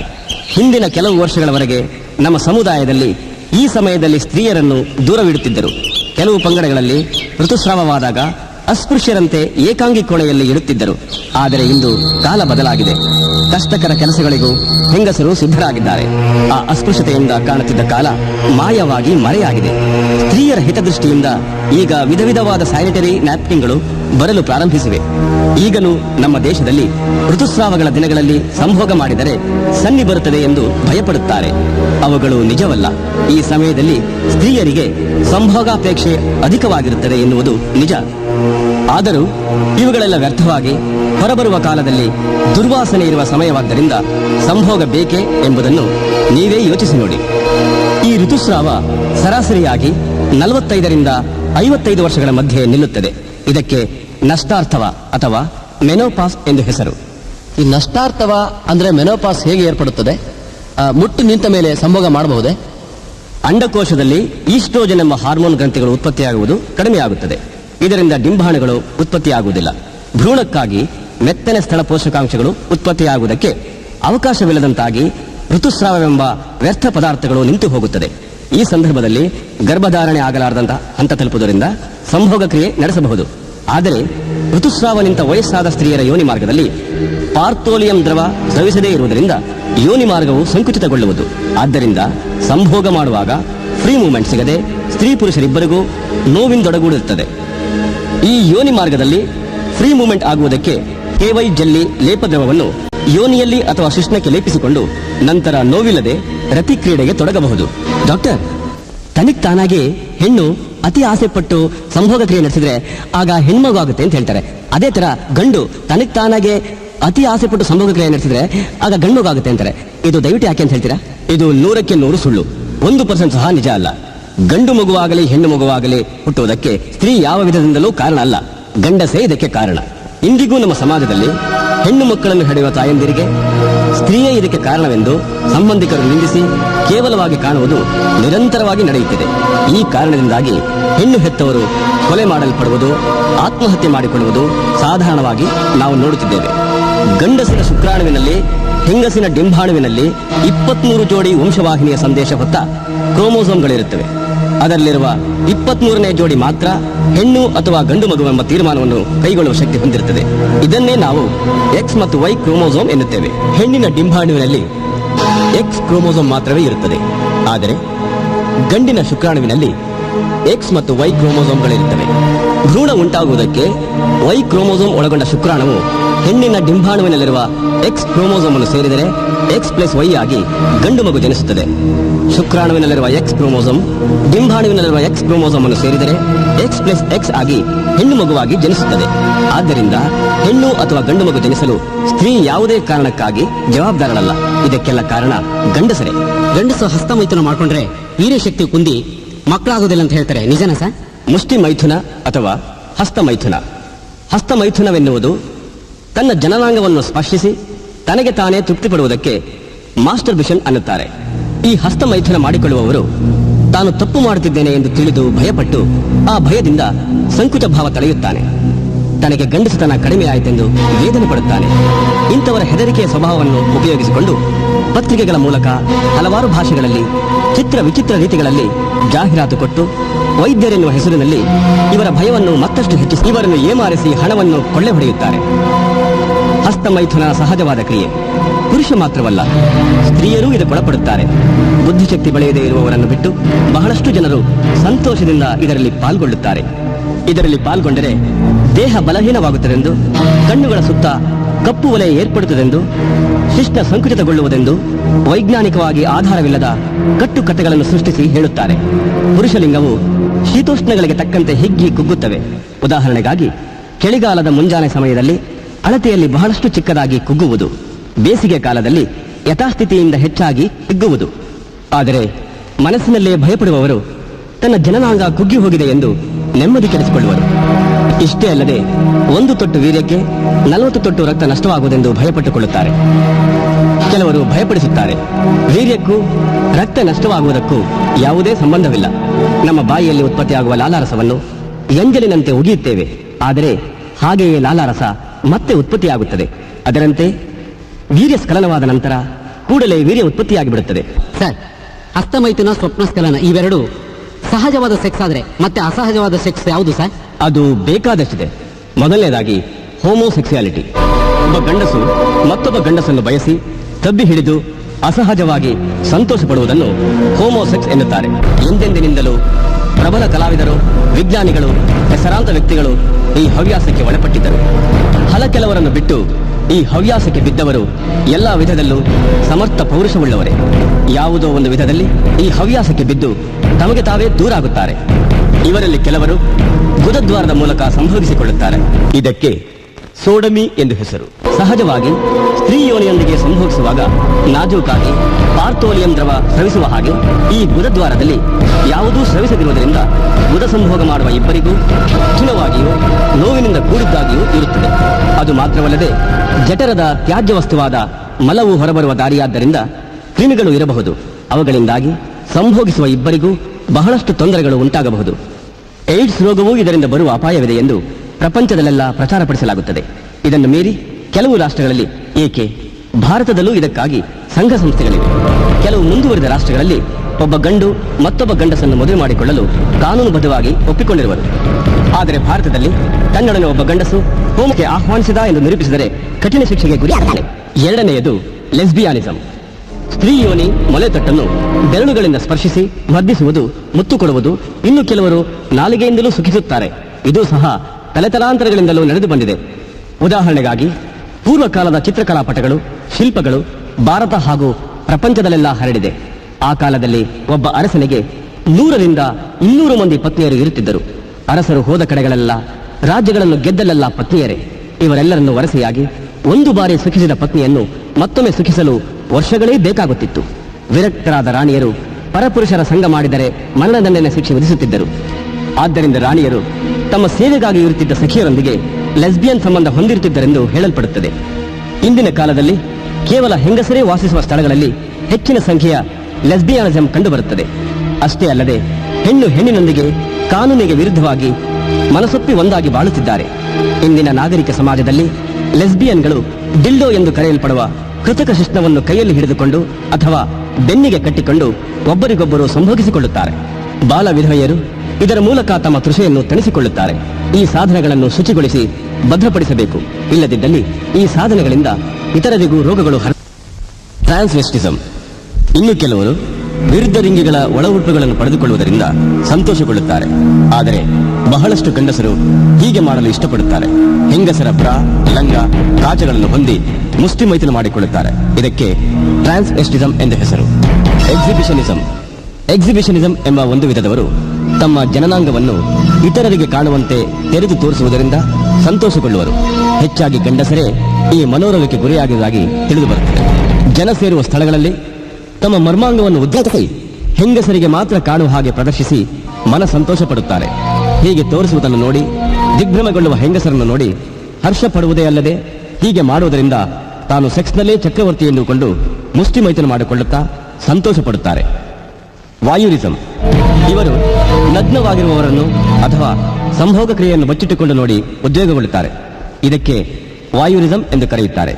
ಇದರಿಂದಾಗಿ ಹೊಡೆತಗಳನ್ನು ತಿನ್ನುತ್ತಾರೆ. ಆದರೆ ಮತ್ತೆ ಮತ್ತೆ ಇದನ್ನೇ ಕಾಣಲಪೇಕ್ಷಿಸಿ ಅಲೆಯುತ್ತಾರೆ. ಹಾಗೆ ನೋಡಲಾಗದಿದ್ದಲ್ಲಿ ಇಂಥವರಿಗೆ ಉದ್ವೇಗವಾಗುವುದೇ ಇಲ್ಲ. ಈ ನಾಗರಿಕ ಯುಗದಲ್ಲಿ ನೀಲಿ ಚಿತ್ರಗಳನ್ನು ಹಾಕಿ ನೋಡುತ್ತಾ ಸಂಭೋಗಿಸುತ್ತಾರೆ. ಈ ವಾಯುರಿಸಂ ರೋಗಕ್ಕೆ ಬಲಿಯಾದವರಲ್ಲಿ ಬಹಳ ಜನ ಭಯಪಡುವ ಸ್ವಭಾವದವರಾಗಿರುತ್ತಾರೆ. ಪೆಡೋಫಿಲಿಯಾ. ಕೆಲವರು ವಯಸ್ಕ ಸುಂದರ ಯುವತಿಯರಿದ್ದರೂ ಅವರನ್ನು ನೋಡಿದರೂ ಬಯಸುವುದಿಲ್ಲ. ಅಪ್ರಾಪ್ತ ಬಾಲಕಿಯರಿಗಾಗಿ ಆಸೆ ಪಡುತ್ತಾರೆ. ಆದರೆ ವಯಸ್ಸಿಗೆ ಬಾರದ ಬಾಲೆಯರೊಂದಿಗೆ ಸಂಭೋಗಿಸಿದಲ್ಲಿ ಕಾನೂನಿನ ಪ್ರಕಾರ ಮಹಾಪರಾಧ. ಇದಕ್ಕೆ ಕಠಿಣ ಶಿಕ್ಷೆ ದೊರೆಯುತ್ತದೆ. ಈ ಮಹಾಪಾಪದ ಹೆಸರು ಪೆಡೋಫಿಲಿಯಾ. ಝೂಫಿಲಿಯಾ. ಇದರ ಬಲೆಗೆ ಬಿದ್ದವರು ತಾವು ಪೋಷಿಸುವ ಪ್ರಾಣಿಗಳೊಂದಿಗೆ ಹಾಗೂ ಇತರ ಪ್ರಾಣಿಗಳೊಂದಿಗೆ ರತಿಸುಖ ಪಡೆಯುತ್ತಾರೆ. ಇದಕ್ಕೆ ಪೆಸ್ಟಿಯಾಲಿಟಿ ಎಂದು ಮತ್ತೊಂದು ಹೆಸರೂ ಇದೆ. ಪ್ರಾಣಿಗಳೊಂದಿಗೆ ಪ್ರತಿಕ್ರಿಯೆಗೊಳಪಡುವುದಾದರೆ ಹಲವಾರು ಅಂಟುಜಾಡ್ಯಗಳು ಬರುತ್ತವೆ. ಹೀಗೆ ಪ್ರಾಣಿ ಹಿಂಸೆ ಮಾಡುವವರು ಕಾನೂನಿನ ಹಿಡಿತದಲ್ಲಿ ಕಠಿಣ ಶಿಕ್ಷೆಗೆ ಗುರಿಯಾಗುತ್ತಾರೆ. ನೆಕ್ರೋಫಿಲಿಯಾ. ಜನಸಾಮಾನ್ಯರಿಂದಲೂ ಊಹಿಸಲಸಾಧ್ಯವಾದ ಹವ್ಯಾಸ ಇದು. ಸತ್ತ ಹೆಣ್ಣಿನ ದೇಹ ನೋಡಿದರೆ ಮಾತ್ರ ಇಂಥವರಿಗೆ ಸಂಭೋಗಾಪೇಕ್ಷೆಯಾಗುತ್ತದೆ. ಇವರು ಶವದೊಂದಿಗೆ ರತಿಸುಖ ಪಡೆಯುತ್ತಾರೆ. ಇಂತಹ ಅಸಹ್ಯಕರವಾದ ಊಹಿಸಲಸಾಧ್ಯವಾದ ಎಷ್ಟೋ ಮಾಡಬಾರದಂತ ಸೆಕ್ಸ್ ರಿಲೇಷನ್ಸ್ಗಳಿವೆ. ಇದು ಅವರಿಗೆ ಹೇಗೆ ತಿಳಿಯಿತು, ಇಂಥವರನ್ನು ಹೇಗೆ ಸರಿಪಡಿಸುವುದು ಎನ್ನುವುದನ್ನು ಒಬ್ಬ ಸೈಕಾಲಜಿ ಡಾಕ್ಟರ್ ಬಳಿ ಹೋಗಿ ತಿಳಿಯೋಣ. ಈ ಕೆಟ್ಟ ಸಂಬಂಧಗಳು ಹೊರ ಜಗತ್ತಿಗೆ ತಿಳಿದಾಗ ಮಾತ್ರ ಇವರು ಕಾನೂನಿನ ಕೈಗೆ ಸಿಗಬಹುದು. ಸಮಾಜ ಇವರನ್ನು ದೂರವಿಡಬಹುದು.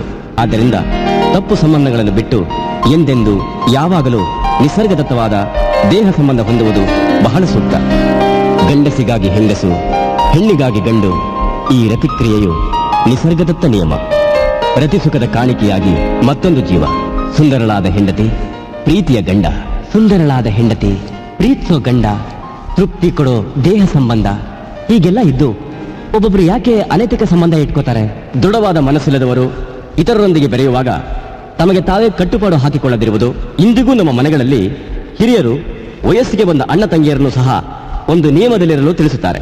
ಅದೇ ರೀತಿ ಸರಿಯಾದ ಹಿನ್ನೆಲೆ ಗೊತ್ತಿರದ ಸ್ನೇಹಿತರನ್ನು ನಡುಮನೆಯ ಒಳಗೂ ಅಡುಗೆ ಮನೆಯವರೆಗೂ ಕರೆಯಬಹುದೇ ಎಂದು ಗುಣ ನೋಡಿ ಅನುಮತಿ ಕೊಡ್ತಾರೆ. ಏಕೆಂದರೆ ಹೆಣ್ಣು ಹತ್ತಿಯ ಹಾಗೆ, ಗಂಡು ಬೆಂಕಿಯ ಹಾಗೆ.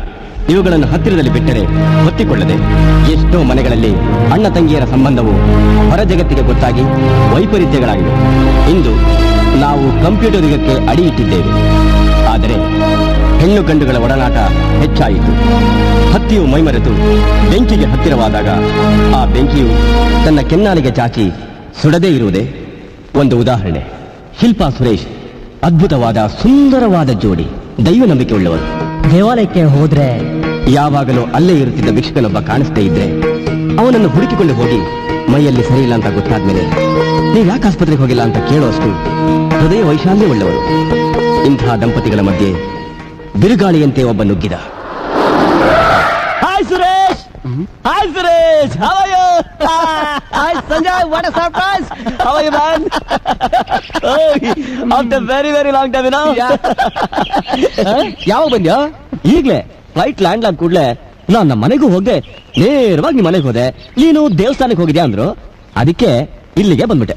I say bye the boy, ಇವಳಾರ್ ಗೊತ್ತಾ?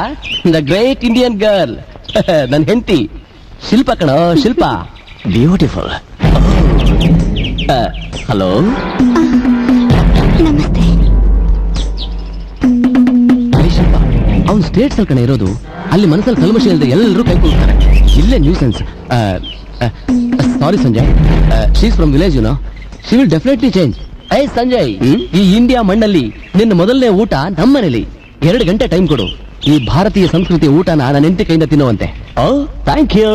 ಈಗಲ್ಲ, ಊಟ ಆದ್ಮೇಲೆ ಹೇಳು. Okay fan.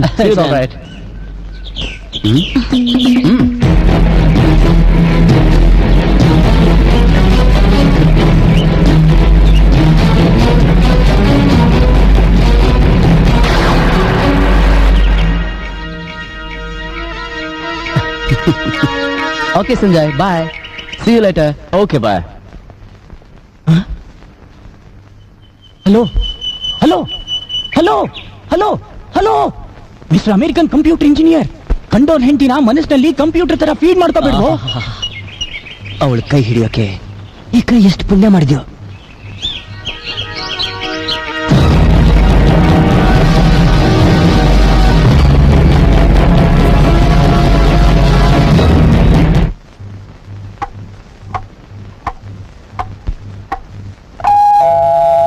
ಅಮೆರಿಕಾದವನಂದ್ರೆ ಅಮೆರಿಕಾದವನೇ. ಏನ್ ಪಂಕ್ಚುಯಾಲಿಟಿ, ಹೇಳಿದ ಟೈಮಿಗೆ ಬಂದ್ಬಿಟ್ಟ. ಇಲ್ಲಿ ನೋಡು, ಎಲ್ಲ ರೆಡಿ ತಾನೆ? ಕಮೇನ್. ಕೈಯಲ್ಲಿ ಗಾಳ ಹಿಡಿದು ಅಯೋಗ್ಯ ಬರುತ್ತಿದ್ದಾನೆ. Hello my friend. Sanjay, welcome back. Hello Mrs Shilpa. Come on, take your seat.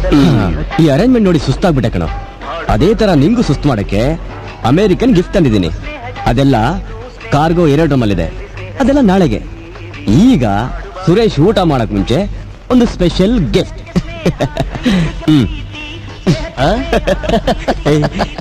ಈ ಬಾಟ್ಲಿ ನೋಡೇನೆ ಖುಷಿ ಆಗತ್ತಲ್ಲ. Suresh, this is Poland mall. I C. 200 ವರ್ಷದ ಹಿಂದೆ ಈ ವಿಸ್ಕಿನ ಭೂಮಿಲಿ ಹೂತಿಟ್ಟಿದ್ರಂತೆ. 200 years, fantastic.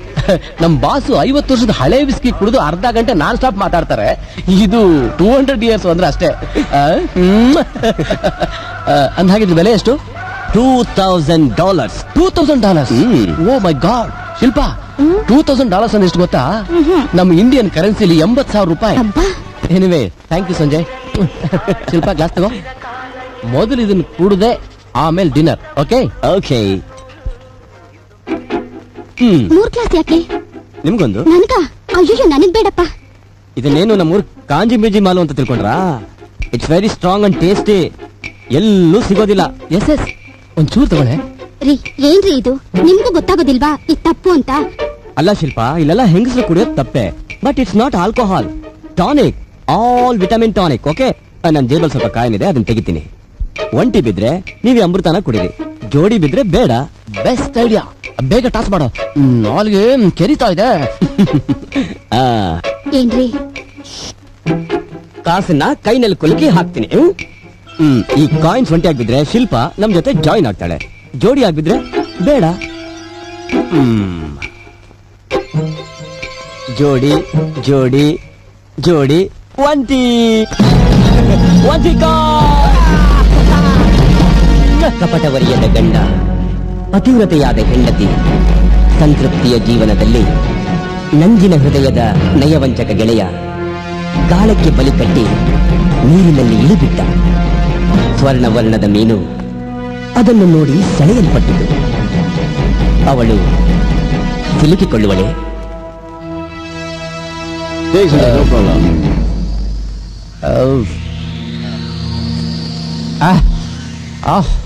Fantastic. $2,000. Very good. Shilpa, Shilpa, water, water. ಒಂದ್ ಸೆಕೆಂಡ್, ಶಿಲ್ಪ ಕಿಚನ್ ರೂಮ್ ಅಲ್ಲಿ ತಗೊಂಡ್ಬರ್ತೀನಿ. ಹೋಗಬೇಕ.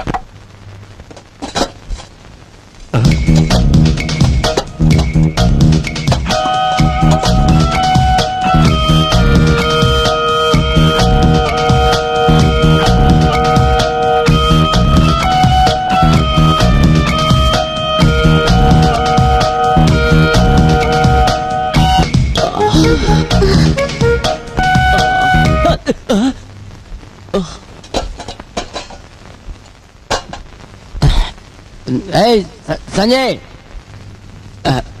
ಸುರೇಶ್ಗೆ ಬಿಕ್ಕಳಿಕೆ ನೀರು. ಬಿಕ್ಕಳ್ಕಿನ? ಸಂಜಯ್, ಸಂಜಯ್, ಸಂಜಯ್.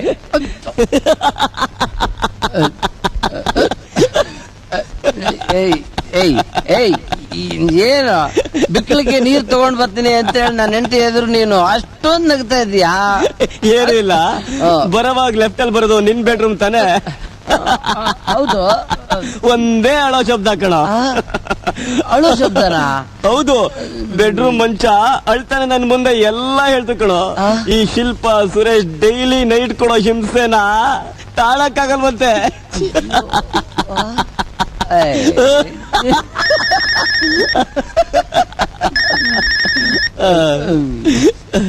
ಹಲೋ, ಎಸ್, ಏನು ನಿಜವಾಗ್ಲು? ಓ ಮೈ ಗಾಡ್. ಸುರೇಶ್, ಶಿಲ್ಪ, ಈ ಪಾರ್ಟಿನ ಇನ್ನೊಂದಿನ ಕಂಟಿನ್ಯೂ ಮಾಡೋಣ. ಓಕೆ, ಐ ಆಮ್ ಸಾರಿ, ನಾ ಬರ್ತೀನಿ. ಏಯ್ ಸಂಜಯ್, ಯಾಕೆ ಹಿಂಗ್ ಹೋಗ್ತಾನಲ್ಲ ಸಂಜಯ್? ಅರ್ಜೆಂಟ್ ಅಂತ ಕಾಣಿಸುತ್ತೆ. ತಗೊಳ್ಳಿ, ನೀರ್ ಕುಡಿರಿ. ನೀರ? ಮೊದಲು ಎಡಲ್ ಒಂದು. ಏನು? ಸಂಜಯ್ ಹತ್ರ ನಮ್ಮಿಬ್ರ ಬಗ್ಗೆ ಕಂಪ್ಲೇಂಟ್ ಮಾಡ್ತಾರ ಮಂಚ. ಅದ್ರ ಮೇಲೆ ಹತ್ತಿ ಒಂದು ಕೈ ನೋಡಿ ಬಿಡೋಣ. ಹೋಗ್ರಿ. ಸುಮ್ಮನೆ ಡೌ ಮಾಡಬೇಡ. ನನಗೂ ನಿನ್ಗೂ ಮೋಡ ಕಮಾನ್. ಅವ್ಳು ಹೇಗ್ ಡ್ರಿಂಕ್ಸ್ ಮಾಡಿದ್ಲು? ಅಷ್ಟು ಒಳ್ಳೆ ಹುಡುಗಿ, ದೇವರಲ್ಲಿ ಅಷ್ಟೊಂದು ಭಕ್ತಿ ಇರೋಳು ಅವಳು. ಚಿಕ್ಕಿ ಚಿಕ್ಕಿ ಆ ದೇವ್ರ ಮೇಲೆ ಭಕ್ತಿ ಇಟ್ಟೆ ಅವಳ ಅದೊಂದೇ. ಆ ದೇವ್ರ ಮೇಲೆ ಒಂಟಿ ಜೋಡಿ ಆಡ್ದೆ, ಒಂಟಿ ಬಂತು ಸಿಕ್ಕಾಕೊಂಡ್ಬಿಟ್ಲು. ಅದೇನ್ ಕರೆಕ್ಟ್ ಆಗಿ ಒಂಟಿ ಕಾಯಿನ್ ಬಂತು? ಏ ಗುಗ್ಗು, ನಾನು ಆಲ್ರೆಡಿ ಒಂಟಿ ಕಾಯಿನ ಜೇಬಲ್ಲಿ ಇಟ್ಕೊಂಡಿದ್ದೆ, ಪಟಾಯಿಸ್ಬಿಟ್ಟೆ. ಗೊತ್ತಾಯ್ತಾ ನನ್ ಚಿನ್ನ? ಚಿಕ್ಕ ಚಿಕ್ಕ ಚಿಕ್ಕ. ಅದಷ್ಟೇ ಅಲ್ಲ ರಾಜ, ಕ್ಲೈಮ್ಯಾಕ್ಸ್ ನಲ್ಲಿ ಜೋಡಿ ಕಾಯಿನ್ ಇಟ್ಟು ಅದ್ರಲ್ಲೇ ಹೊಡಿತೀನಿ. ಅದ್ಯಾವತ್ತು? ನಾನ್ ಬಹಳ ಬ್ರಿಲಿಯಂಟ್ ಕಣೋ Raja. Climax tomorrow evening 7 o'clock fixed. ಸಂಜೆನಿಂದ ವಾರ್ತೆಗಳು. ನಾಳೆ 7 ಗಂಟೆ ಮೇಲೆ ಸುರೇಶ್ಗೆ ಆಫೀಸ್ ನಲ್ಲಿ ಟೈಟ್ ವರ್ಕ್. ಅಮೆರಿಕದಿಂದ ಬಂದ ಸಂಜಯ್ ಮತ್ತು ಅವನ ಹೆಂಡತಿ ಜೊತೆಯಲ್ಲಿ ಸೆಕ್ಸ್ ವರ್ಕ್. ಅದಕ್ಕೆ ವಿಸ್ಕಿನ ಅವ್ರ ಮನೇಲೆ ಬಿಟ್ಟಿದ್ದಾರೆ. ಅವನು ಅವ್ರ ಮನೆಗೆ ತಿರುಗಿ ಹೋಗೋದಕ್ಕೋಸ್ಕರ ನಾಳೆ ಸಂಜಯ್ ಶಿಲ್ಪಾಳ ಭೇಟಿ ಸಾಯಂಕಾಲ 7 ಗಂಟೆಗೆ. ಇಲ್ಲ, ನಾನ್ ಬಿಡೋದಿಲ್ಲ. ನಾನು ಈಗಲೇ ಸುರೇಶ್ ಫೋನ್ ಮಾಡಿ ಹೇಳಿ ವಿಷಯ ತಿಳಿಸ್ಬಿಡ್ತೀನಿ.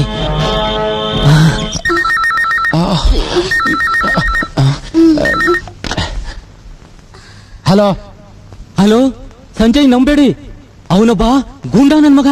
ನೀನ್ ಯಾವನ ಬಗ್ಗೆ ಹೇಳೋದಕ್ಕೆ ಫೋನ್ ಮಾಡೋದಕ್ಕೆ ಪರ್ಚಿಂದ ಮಗನೇ.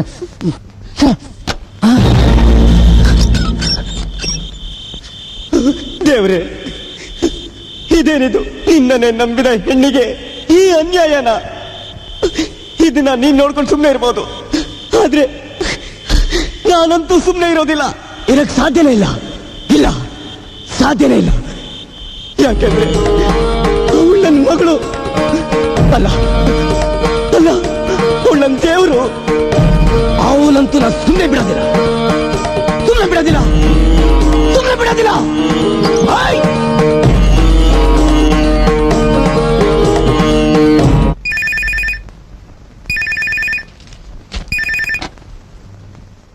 ಹಲೋ ಹಲೋ, ಹಾ ಸಂಜಯ್, ಏನು ಅವತ್ತು ಬರ್ತೀನಿ ಅಂತ ಹೇಳಿ ಹೋದನ್ ಬರ್ತೇನೆ ಇಲ್ಲ? ಅದ್ಯಾಕೋ ಕೇಳ್ತೀಯ? ನನ್ ಫ್ರೆಂಡ್ ಪ್ರೇಮ್ ಇಲ್ವಾ? ಅದೇ ನನ್ ಜೊತೆ ಬರ್ತಾನಲ್ಲ. ನೋಡಿದೆ ಕಣ, ಪ್ರೇಮ್ ಅಂತ ಯಾವಾಗ್ಲೂ ಬರ್ತಾ ಇರ್ತಾನಲ್ಲ. ಪ್ರೇಮ್ ಕಣ. ಹಾ, ಒಂದ್ಸಾರಿ ನೋಡಿದ್ದೆ. ಅವತ್ತು ಫೋನ್ ಮೆಸೇಜ್ ಬಂದಿತ್ತಲ್ಲ, ಅವನಿಗೆ ಭಯಂಕರವಾದ ಆಕ್ಸಿಡೆಂಟ್ ಆಗೋಗ್ಬಿಟ್ಟು ಕಾಲ್ ಹೊಟ್ಟೋಯ್ತು ಕಣ. ಇಲ್ಲ ಇಲ್ಲ,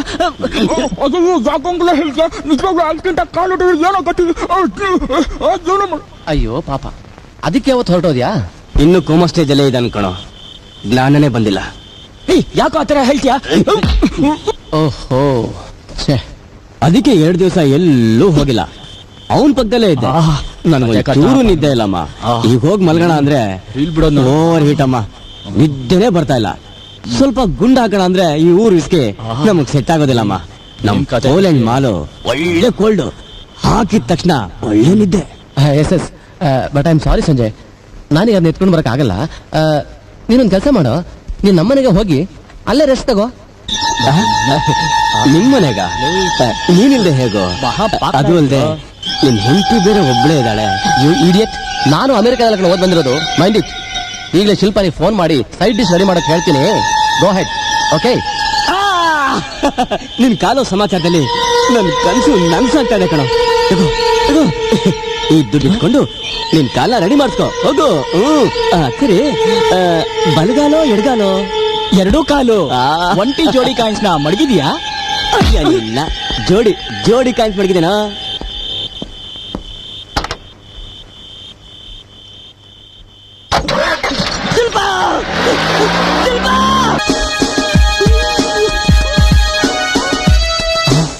ಶಿಲ್ಪಾ,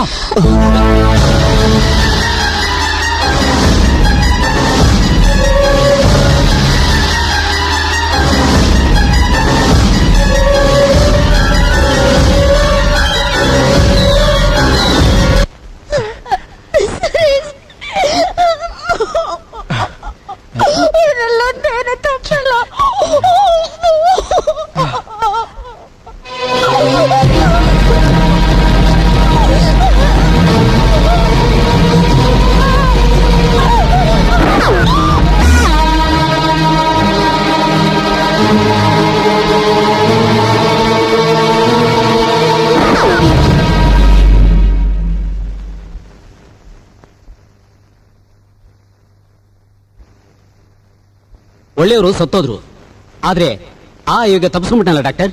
ಯಾರು ಹೇಳಿದ್ರು ಅಯೋಗ್ಯನ ತಪ್ಪಿಸ್ಕೊಂಡ್ಬಿಟ್ಟ ಅಂತ? ವಿಧಿ ಅವನ್ನ ಸುಮ್ಮನೆ ಬಿಟ್ಬಿಡುತ್ತಾ?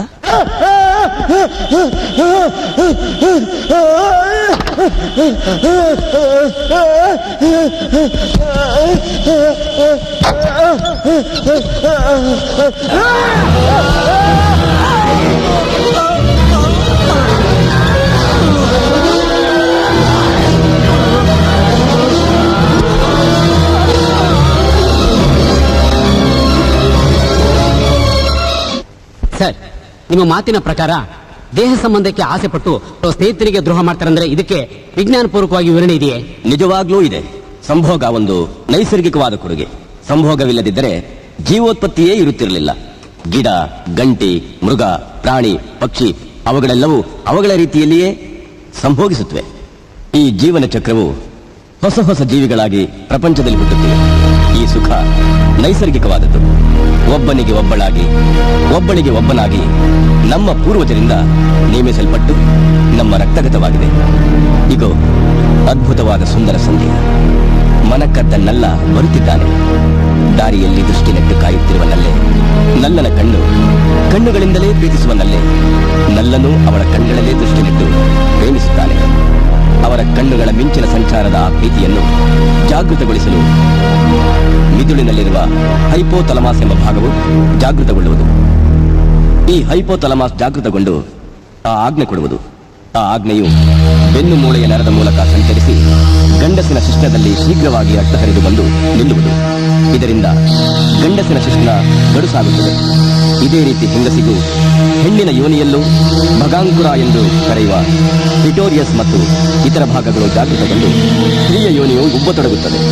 ಗಂಡಸು ಗಡುಸಾದ ತನ್ನ ಶಿಶ್ನವನ್ನು ಸ್ತ್ರೀಯ ಯೋನಿಯೊಳಕ್ಕೆ ನುಗ್ಗಿಸಿ ರತಿಕ್ರೀಡೆಗೆ ಪ್ರಾರಂಭಿಸುತ್ತಾನೆ. ಗಂಡಿನ ಶಿಶ್ನವು ಯೋನಿ ಮಾರ್ಗದ ಮೂಲಕ ಪ್ರವೇಶಿಸಿ ಹೆಣ್ಣಿನ ಗರ್ಭದ ಹೊರಮೂತಿಯವರೆಗೂ ಹೋಗಿ ಹೋಗಿ ಬರುತ್ತದೆ. ಈ ಘರ್ಷಣೆಯ ಅನುಕೂಲಕ್ಕಾಗಿ ಪಾರ್ಥೋಲಿಯಂ ಗ್ರಂಥಿಯು ಪಾರ್ಥೋಲಿಯಂ ದ್ರವ ಎಂಬ ಲೋಳೆಯನ್ನು ಸ್ರವಿಸುತ್ತದೆ. ಆದ್ದರಿಂದ ಘರ್ಷಣೆಗೆ ಅನುಕೂಲಕರವಾಗುತ್ತದೆ. ಅದರಿಂದ ಗಂಡಸು ಅತಿ ವೇಗವಾಗಿ ಚಲಿಸುತ್ತಾನೆ. ಹೆಂಗಸು ಅವನಿಗೆ ಸ್ಥಳಾವಕಾಶ ಮಾಡಿಕೊಡುತ್ತಾಳೆ. ಇಬ್ಬರ ಶ್ವಾಸೋಚ್ಛ್ವಾಸ, ಹೃದಯದ ಬಡಿತ ಹೆಚ್ಚುತ್ತದೆ. ಪ್ರತಿಕ್ರಿಯೆಯ ಅಂತ್ಯಘಟ್ಟದಲ್ಲಿ ಗಂಡಿನ ಶಿಶ್ನವು ಯೋನಿ ಮಾರ್ಗದ ಮೂಲಕವಾಗಿ ಗರ್ಭದ ಚೀಲವನ್ನು ತಾಕಿ ಗರ್ಭದ ಹೊರಮೂತಿಯ ಬಳಿ ವೀರ್ಯವನ್ನು ಪಿಚಕಾರಿಯ ರೀತಿ ವಿಸರ್ಜಿಸುತ್ತಾನೆ. ನಂತರ ಶಿಶ್ನದಲ್ಲಿರುವ ರಕ್ತ ಹಿಂತಿರುಗುತ್ತದೆ. ಆಗ ಶಿಶ್ನದ ಗಡಸುತನ ಕಮ್ಮಿಯಾಗಿ ಸಂಕುಚಿತಗೊಳ್ಳುತ್ತದೆ. ಸ್ತ್ರೀಯೂ ಸಹ ತನ್ನ ಹಿಂದಿನ ಸಹಜ ಗುಣಕ್ಕೆ ಹಿಂತಿರುಗುತ್ತಾಳೆ. ಶ್ವಾಸೋಚ್ಛ್ವಾಸ, ಹೃದಯದ ಬಡಿತವು ಸಾಮಾನ್ಯವಾಗುತ್ತದೆ. ಆದರೆ ಸ್ತ್ರೀ ಮತ್ತೊಂದು ಬಾರಿ ಸಂಭೋಗಕ್ಕೆ ಸಿದ್ಧಳಾಗುತ್ತಾಳೆ. ಗಂಡಸಿನ ಸ್ಥಿತಿ ಹಾಗಲ್ಲ. ವಯಸ್ಸಿಗನುಗುಣವಾಗಿ ಬದಲಾಗುತ್ತಿರುತ್ತಾನೆ.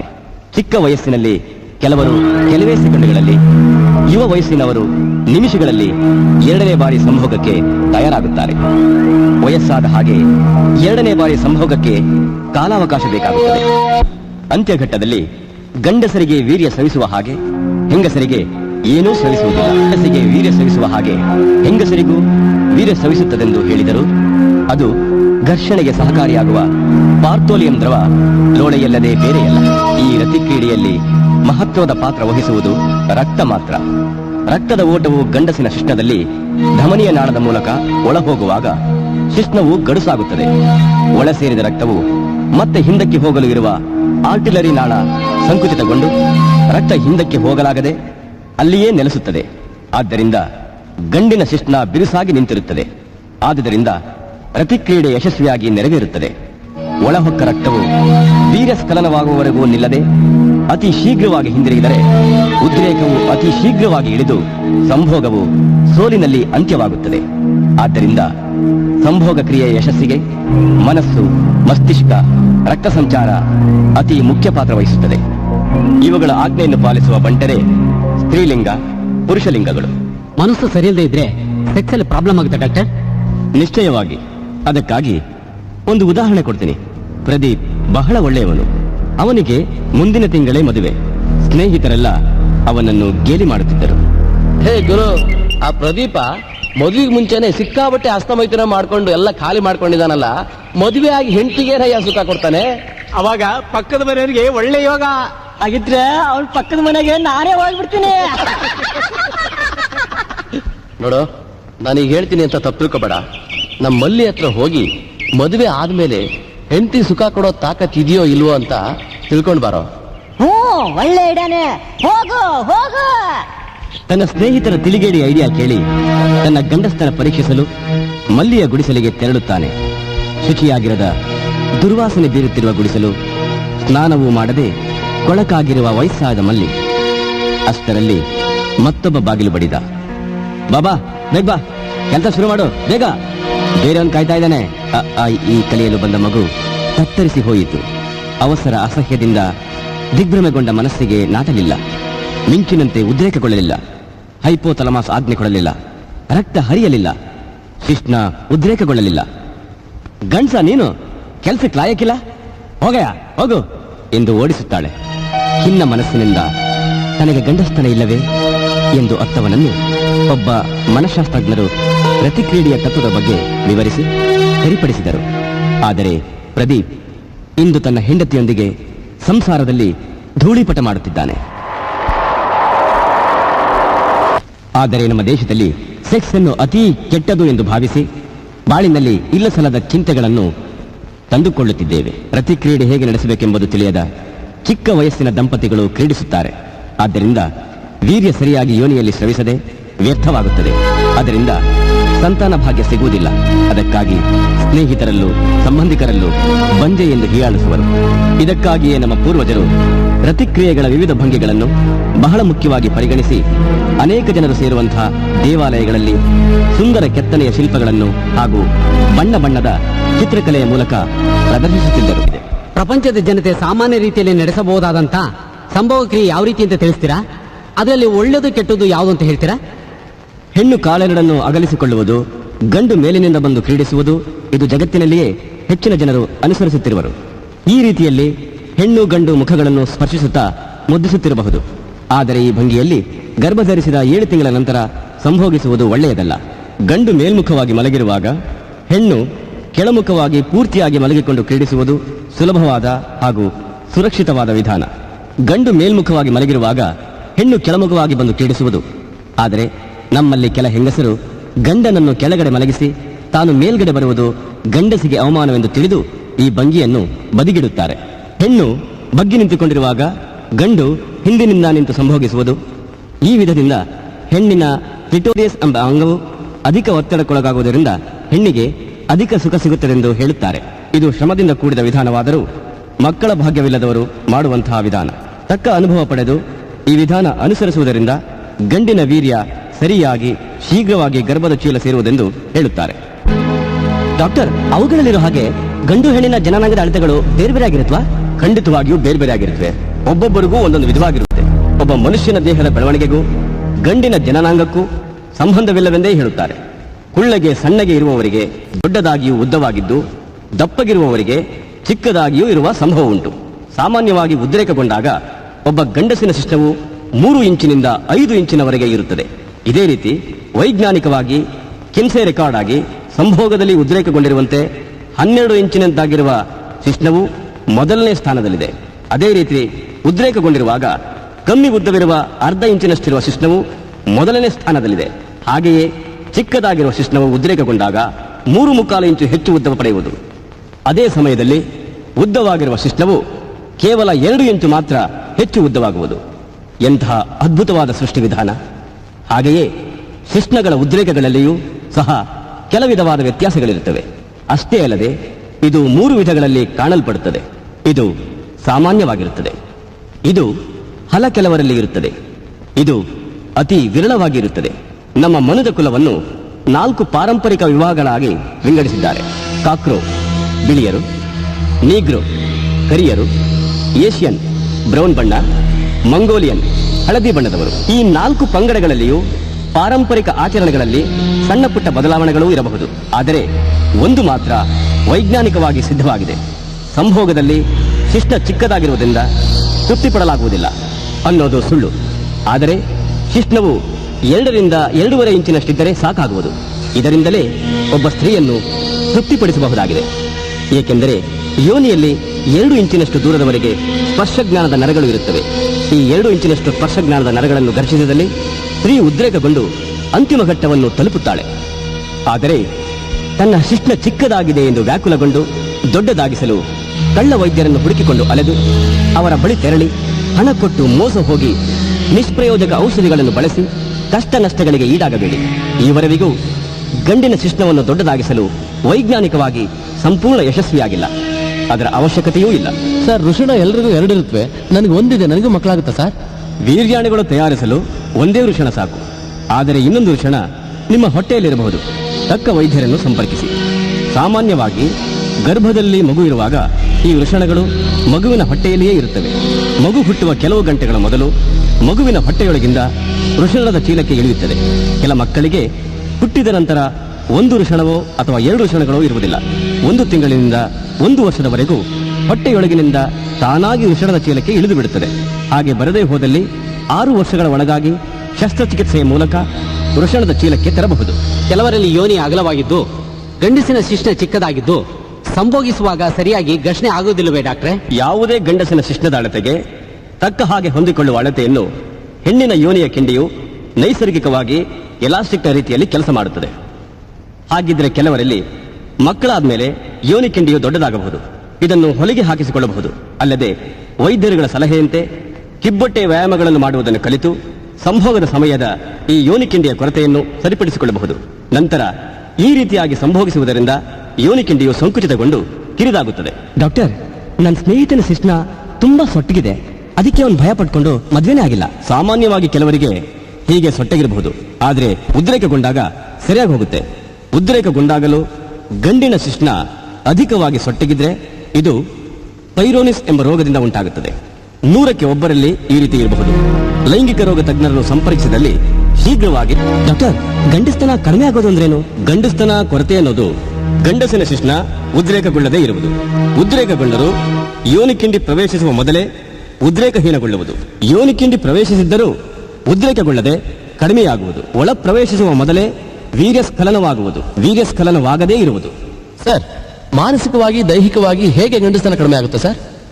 ಮಾನಸಿಕವಾಗಿ ಅಂದ್ರೆ ಕಟ್ಟುಕತೆಗಳನ್ನ ನಂಬೋದ್ರಿಂದ, ಸರಿಯಾದ ತಿಳುವಳಿಕೆ ಇಲ್ಲದೆ ಇರೋದ್ರಿಂದ, ಇನ್ಫೀರಿಯಾರಿಟಿ ಕಾಂಪ್ಲೆಕ್ಸ್ ಅಂದ್ರೆ ತನಗೆ ತಾನೇ ಊಹಿಸಿಕೊಳ್ಳೋದ್ರಿಂದ, ಸಂಭೋಗದ ಸಮಯದಲ್ಲಿ ಗಂಡು ಹೆಣ್ಣು ಒಬ್ಬರಿಗೊಬ್ಬರು ಸಾಮರಸ್ಯ ಸಹಕಾರವಿಲ್ಲದೆ ದೈಹಿಕ ಸಂಬಂಧದ ಬಗ್ಗೆ ವೈದ್ಯರೊಡನೆ ಸಮಾಲೋಚಿಸದೇ ಇರೋದ್ರಿಂದಲೂ ಏರ್ಪಡಬಹುದು.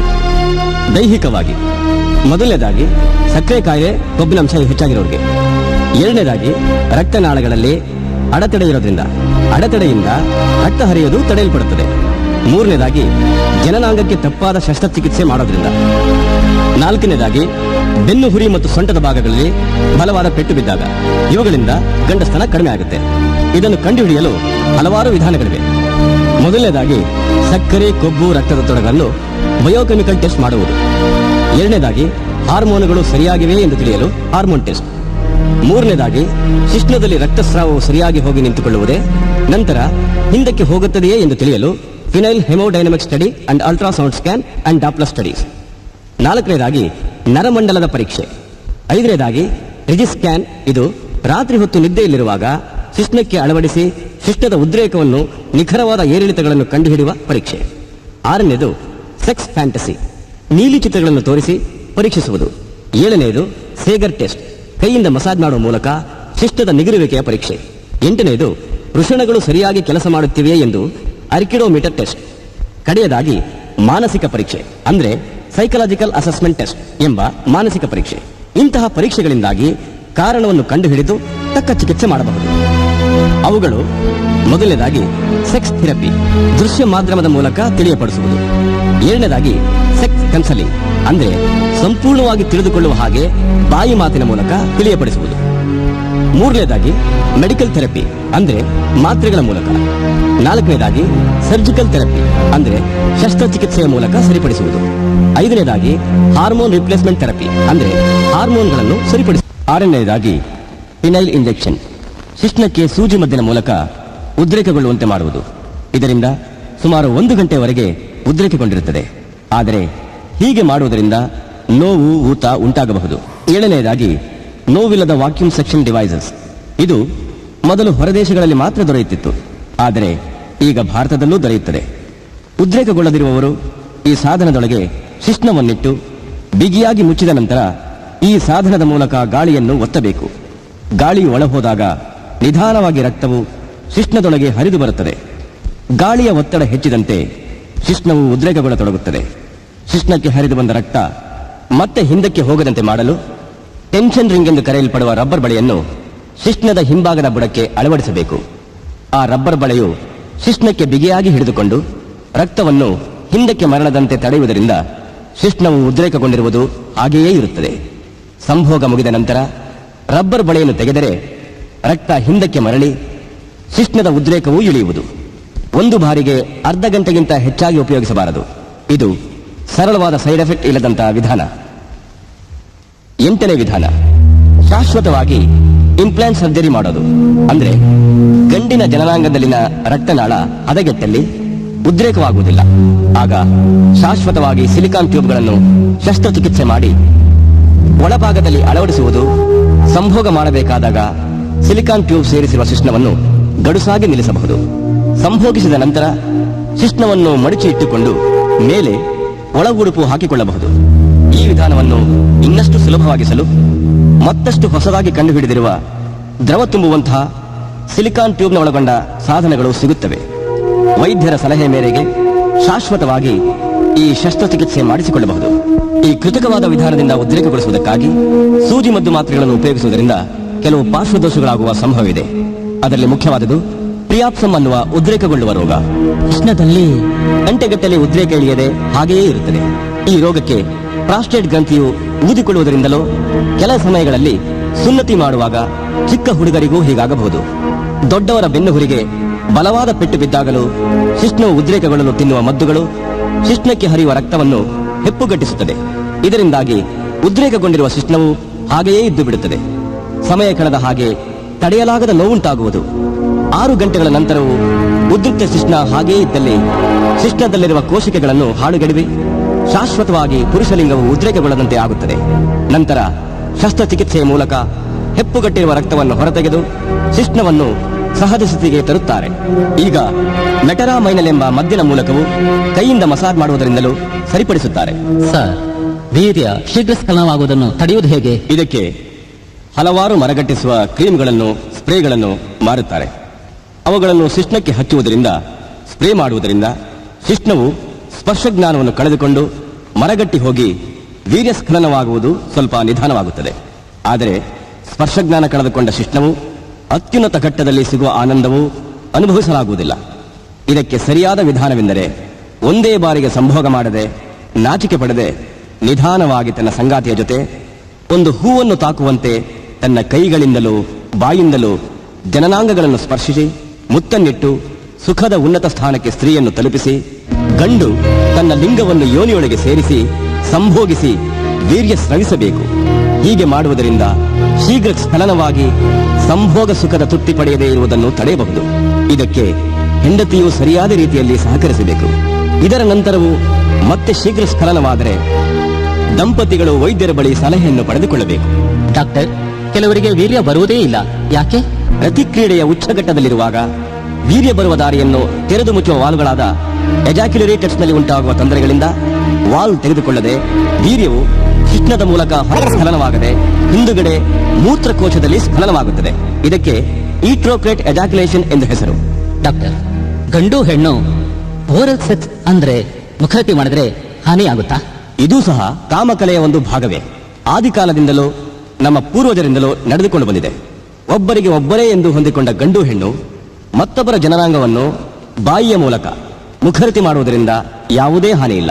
1990ರಲ್ಲಿ ನಡೆಸಿದ ಸಂಶೋಧನೆಯ ಪ್ರಕಾರ ಅಮೆರಿಕ, ಬ್ರಿಟನ್ ದೇಶಗಳಲ್ಲಿ 80% ಮುಖರತಿ ಮಾಡುವರೆಂದು ತಿಳಿದು ಬರುತ್ತದೆ.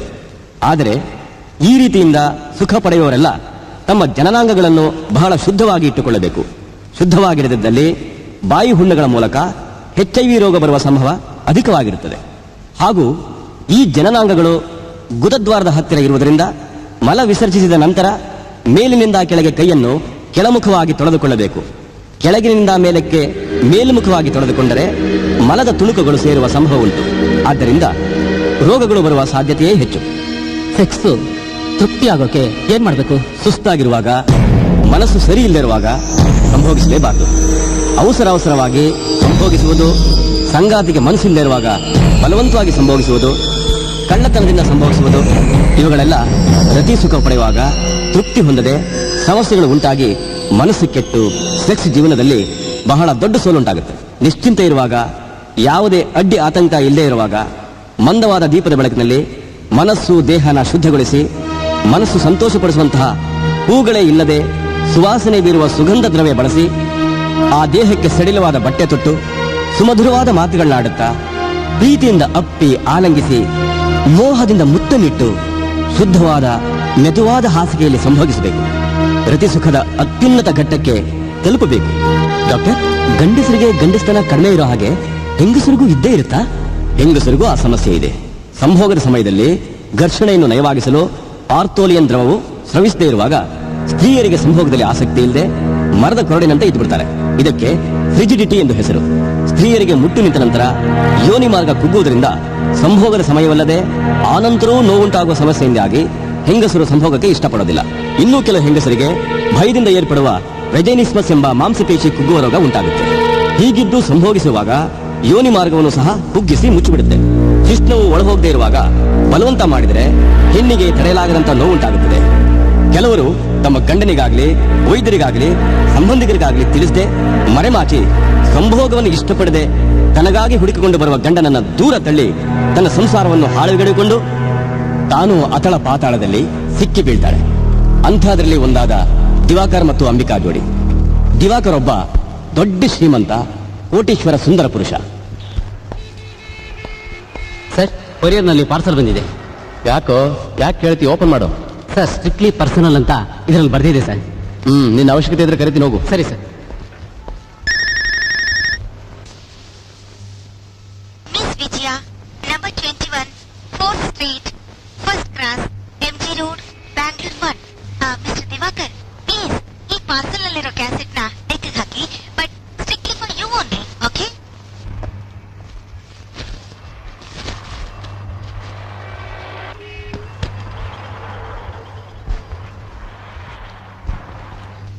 Miss Vijaya, super figure. ನನ್ ಚೆಸ್ಟ್ ಮನುಷ್ಯ ಕೊಯ್ರಾಲ ಕೊಟ್ಟಿದ್ದು, ಸೊಂಟ ಸಿಮ್ರನ್ ನಿಂದ ತಗೊಂಡಿದ್ದು, ತೊಡೆ ರಂಭಾ ಮಾಡಿದ್ದು. ಈ ತರ ಇರೋ ಸೌಂದರ್ಯನ ಮುಚ್ಚಿಟ್ಟು ಸಪರೇಟ್ ಆಗಿದ್ಬಿಡೋದು ಒಳ್ಳೇದಾ? ಹಾಗ್ ಮಾಡಿದ್ರೆ ಏನ್ ಪ್ರಯೋಜನ? ಆದ್ರಿಂದ ನನ್ನ ಸೌಂದರ್ಯನ ನಾನು ಎಲ್ರಿಗೂ ಕೊಡ್ತೀನಿ. ದಾನ್ವಾಗಲ್ಲ, 500 ರೂಪಾಯಿ ಕಟ್ಟಿಗೆ. ಓಪನ್ ಆಗಿ ಹೇಳ್ತೀನಿ, I am a call girl. Mister Diwakar, ನಿಮ್ ಮೈಮಾಟ ಸಖತ್ತಾಗಿದೆ, ಒಳ್ಳೆ ಕಲರ್. ನಿಮ್ ಹೆಂಡತಿ Ambika super angel. But sex ಅಂದ್ರೆ ಕೋಆಪರೇಷನ್ ಇಲ್ಲ, ಸಿಡಿಮಿಡಿ ಅಂತಾರೆ. ನಿಮಗೇನೋ ಆಸೆ, ಆದ್ರೆ ಭಯ. ಆ ಭಯ ನಾ ಬಿಡಿಸ್ತೀನಿ. ನನ್ ನೋಡಿದ್ರೆ ನಿಮಗೆ ತುಂಬಾ ಹಿಡಿಸುತ್ತೆ. ಹೌದು, ಎಷ್ಟೊತ್ತು ನಾನು ಯಾಕೆ ಕತ್ಲಲ್ಲಿ ಮಾತಾಡ್ತಿದ್ದೀನಿ ಅನ್ಕೋತಿದ್ದೀರಾ? ನಾನೀಗ ನಿರ್ವಾಣವಾಗಿದ್ದೀನಿ.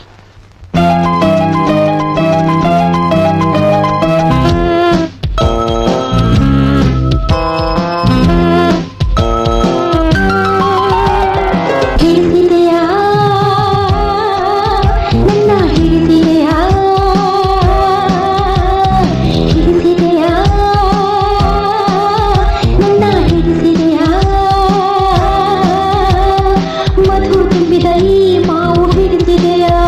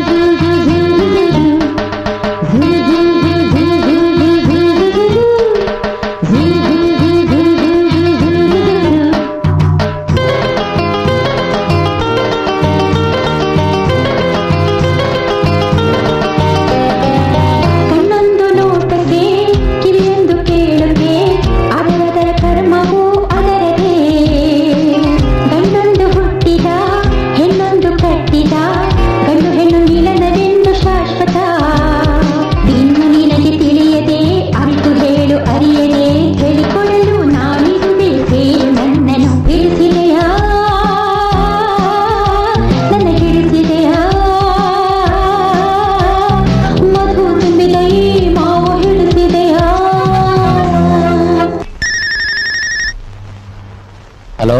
ಡಾರ್ಲಿಂಗ್, ನಿಮ್ ಬೊಂಬೆ ನೋಡಿ ನನಗೆ ಮೂಡ್ ಬಂದ್ಬಿಡ್ತು. ನಿಮಗೆ? ಹೊರಟ್ಬಿಟ್ಟೆ. ನಿನ್ನ ಹತ್ರ ಅಲ್ಲ, ನನ್ನ ಹೆಂಡತಿ ಹತ್ರ. ಓ, ಬೆಸ್ಟ್ ಆಫ್ ಲಕ್. ಒಂದ್ ವೇಳೆ ನಿಮ್ ಹೆಂಡತಿ ಒಪ್ಕೊಳ್ಳಿಲ್ಲ ಅಂದ್ರೆ ರಿಮೆಂಬರ್ ಮೀ. ಯಜಮಾನ್ರೆ, ಊಟ ರೆಡಿ ಆಗಿದೆ. ಅಂಬಿಕಾನ್ ಮಾತಾಡ್ಸ್ ಬರ್ತೀನಿ. ಹಾಯ್ ಡಿಯರ್, ನೀವಿಬ್ರು ಸೇರಾಯ್ತಾ? ಸೇರ್ತೀನಿ, ಖಂಡಿತ ಸೇರ್ತೀನಿ. ತುಂಬು ಚಂದಿರನು ಆಗಸದಿ ಬಳಲಿ ಇಲ್ಲಿ ಬಂದು ಪವಡಿಸಿದೆಯ ಅಂಬಿಕಾ ಅಂಬಿಕಾ, ನನ್ನ ಮನದನ್ನೆಯೇ ಮುಂಜಾನೆ ಹೊಂಗಿರನ ಕಡ ತಂದು ವಯ್ಯಾರಿ ನಿನ್ನೊಡಲಿಗೆ ರಂಗನಿಟ್ಟರ. ಕಾರ್ಮೋಡ ಓಡಿ ಬಂದು ನಿನ್ನ ನೀಲ ವೇಣಿಯ ಅಪ್ಪಿದೆಯ. ಕಡಲ ಚಿಪ್ಪೊಂದು ಅಳುತಿಹುದು ಕಳುವಾಯಿತು ತನ್ನ ಕರಿಮುತ್ತಂದು. ಆ ಕಡಲ ಚಿಪ್ಪಿಗೇನು ಗೊತ್ತು, ಆ ಕರಿಮುತ್ತು ನಲ್ಲಯ ನಯನದಲ್ಲಿ ಹುದುಗಿತ್ತೆಂದು. ಮಂದಾರ ಮಾಲೆಯೇ ಪವಡಿಸಿರುವುದಿಲ್ಲಿ, ಮುತ್ತುಗದ ಹೂವಿಗೆ ಮುತ್ತೇಕೆ ಕೊಡಲಿ.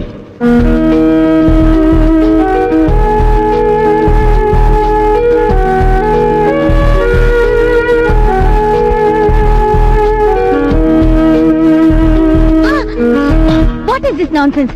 ಕಳ್ಳಲ್ ತರ ಹೆಂಡತಿ ಹತ್ರ ನಾಚಿಕೆ ಆಗಲ್ವಾ? ನನ್ನನ್ನ ರೇಪ್ ಮಾಡಕ್ ಬರ್ತೀರಾ? ಅಂಬಿಕಾ, ನೀ ನನ್ನ ವೈಫ್, ನಾನು ಯಾವಾಗ ಬೇಕಾದ್ರೂ ಮುಟ್ಬೋದು. ಇಲ್ಲಿ ನೋಡಿ, ಇದನ್ನೆಲ್ಲ ಬೇರೆ ಯಾರ ಹತ್ರನಾದ್ರೂ ಇಟ್ಕೊಳ್ಳಿ, ನನಗಿದೆಲ್ಲ ಇಷ್ಟ ಇಲ್ಲ. ಈ ತರ ಅಸಹ್ಯ ನನಗೆ ಹಿಡಿಸೋದಿಲ್ಲ. ನಿಮ್ಗೊಂದ್ಸರಿ ಹೇಳಿದ್ದೇನೆ, ಎಷ್ಟು ಸರಿ ಹೇಳಿ. ಹಾಗಾದ್ರೆ ನನ್ನ ಕಟ್ಕೊಂಡೆ. ಓ, ನೀವು ನೆನೆಸ್ಕೊಂಡಾಗ್ಲೆಲ್ಲ ನಾನು ಬಿಚ್ಚಬೇಕು, ಮಲಗಬೇಕು, ಹೊರಳಾಡ್ಬೇಕು. ಇದಕ್ ಮಾತ್ರ ನಾನು ನಿಮ್ಗೆ ಹೇಳ್ತಿ, ಅದಕ್ಕೆ ಕಟ್ಕೊಂಡ್ರ?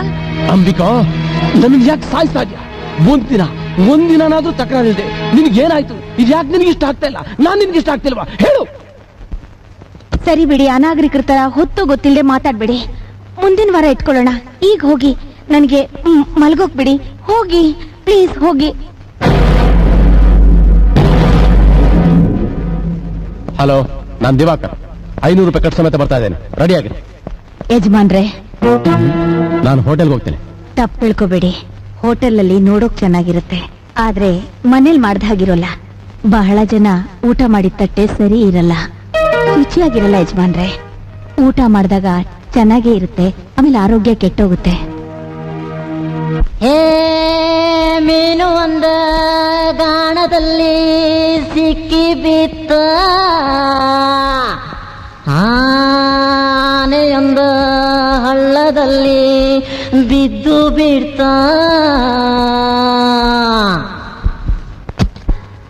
ಅಂಬಿಕಾ ಮಲಗಿದ್ಲು ಮಲ್ಕೊಂಡೇ ಇದ್ಲು. ಒಂದ್ ದಿವಸ ಎದ್ಲು. ಅಷ್ಟೊಳಗೆ 7 ವರ್ಷಗಳು ಕಳೆದು ಹೋಗಿತ್ತು. ಮನೆ ಯಜಮಾನಿ ಕೆಲಸದವಳಾಗಿದ್ಲು, ಕೆಲಸದವಳು ಮನೆ ಯಜಮಾನಿ ಆಗಿದ್ಲು. ಅಂಬಿಕಾ ಒಬ್ಬ ಡಾಕ್ಟರ್ ಹತ್ರ ಡಿಸ್ಕಸ್ ಮಾಡಿದ್ರೆ ಈ ತರ ಆಗ್ತಿರ್ಲಿಲ್ಲ ಅಲ್ವಾ ಡಾಕ್ಟರ್? ನಾವು ಸೆಕ್ಸ್ನ ಇಷ್ಟು ದಿವಸ ಗುಟ್ಟಾಗಿಟ್ಟಿದ್ವಿ, ಇನ್ಮೇಲೆ ಓಪನ್ ಆಗಿ ಡಿಸ್ಕಸ್ ಮಾಡಬೇಕು. ಸರ್, ಹೈಪೋಥಲಮಾಸ್ ಅಂದ್ರೇನು? ಹೈಪೋಥಲಮಾಸ್ ಎಂಬುದು ಮಸ್ತಿಷ್ಕದಲ್ಲಿ ಇಲ್ಲಿದೆ. ಇದರಲ್ಲಿ ಪಿಚ್ಯೂಯಿಟರಿ ಗ್ರಂಥಿ ಇದೆ. ಆ ದ್ರವಗಳಿಂದ ದೇಹದಲ್ಲಿ ಹಲವಾರು ಮಾರ್ಪಾಡುಗಳಾಗಿ ವಯಸ್ಸಿಗೆ ಬರುವ ಹಂತ ತಲುಪಲು ಪ್ರಾರಂಭವಾಗುತ್ತದೆ. ಹೆಣ್ಣು ಗಂಡುಗಳಿಗೆ ಸೂಕ್ಷ್ಮ ಪ್ರದೇಶಗಳಲ್ಲಿ ಮರ್ಮಾಂಗಗಳ ಮೇಲೆ ಮತ್ತು ಗಂಡಸಿಗೆ ಮುಖದ ಮೇಲೆ ಕೂದಲು ಬೆಳೆಯಲಾರಂಭಿಸುತ್ತದೆ. ಗಂಡು ಹೆಣ್ಣಿನ ಜನನಾಂಗಗಳು ಒಳಗೂ ಹೊರಗೂ ಬೆಳೆಯತೊಡಗುತ್ತದೆ.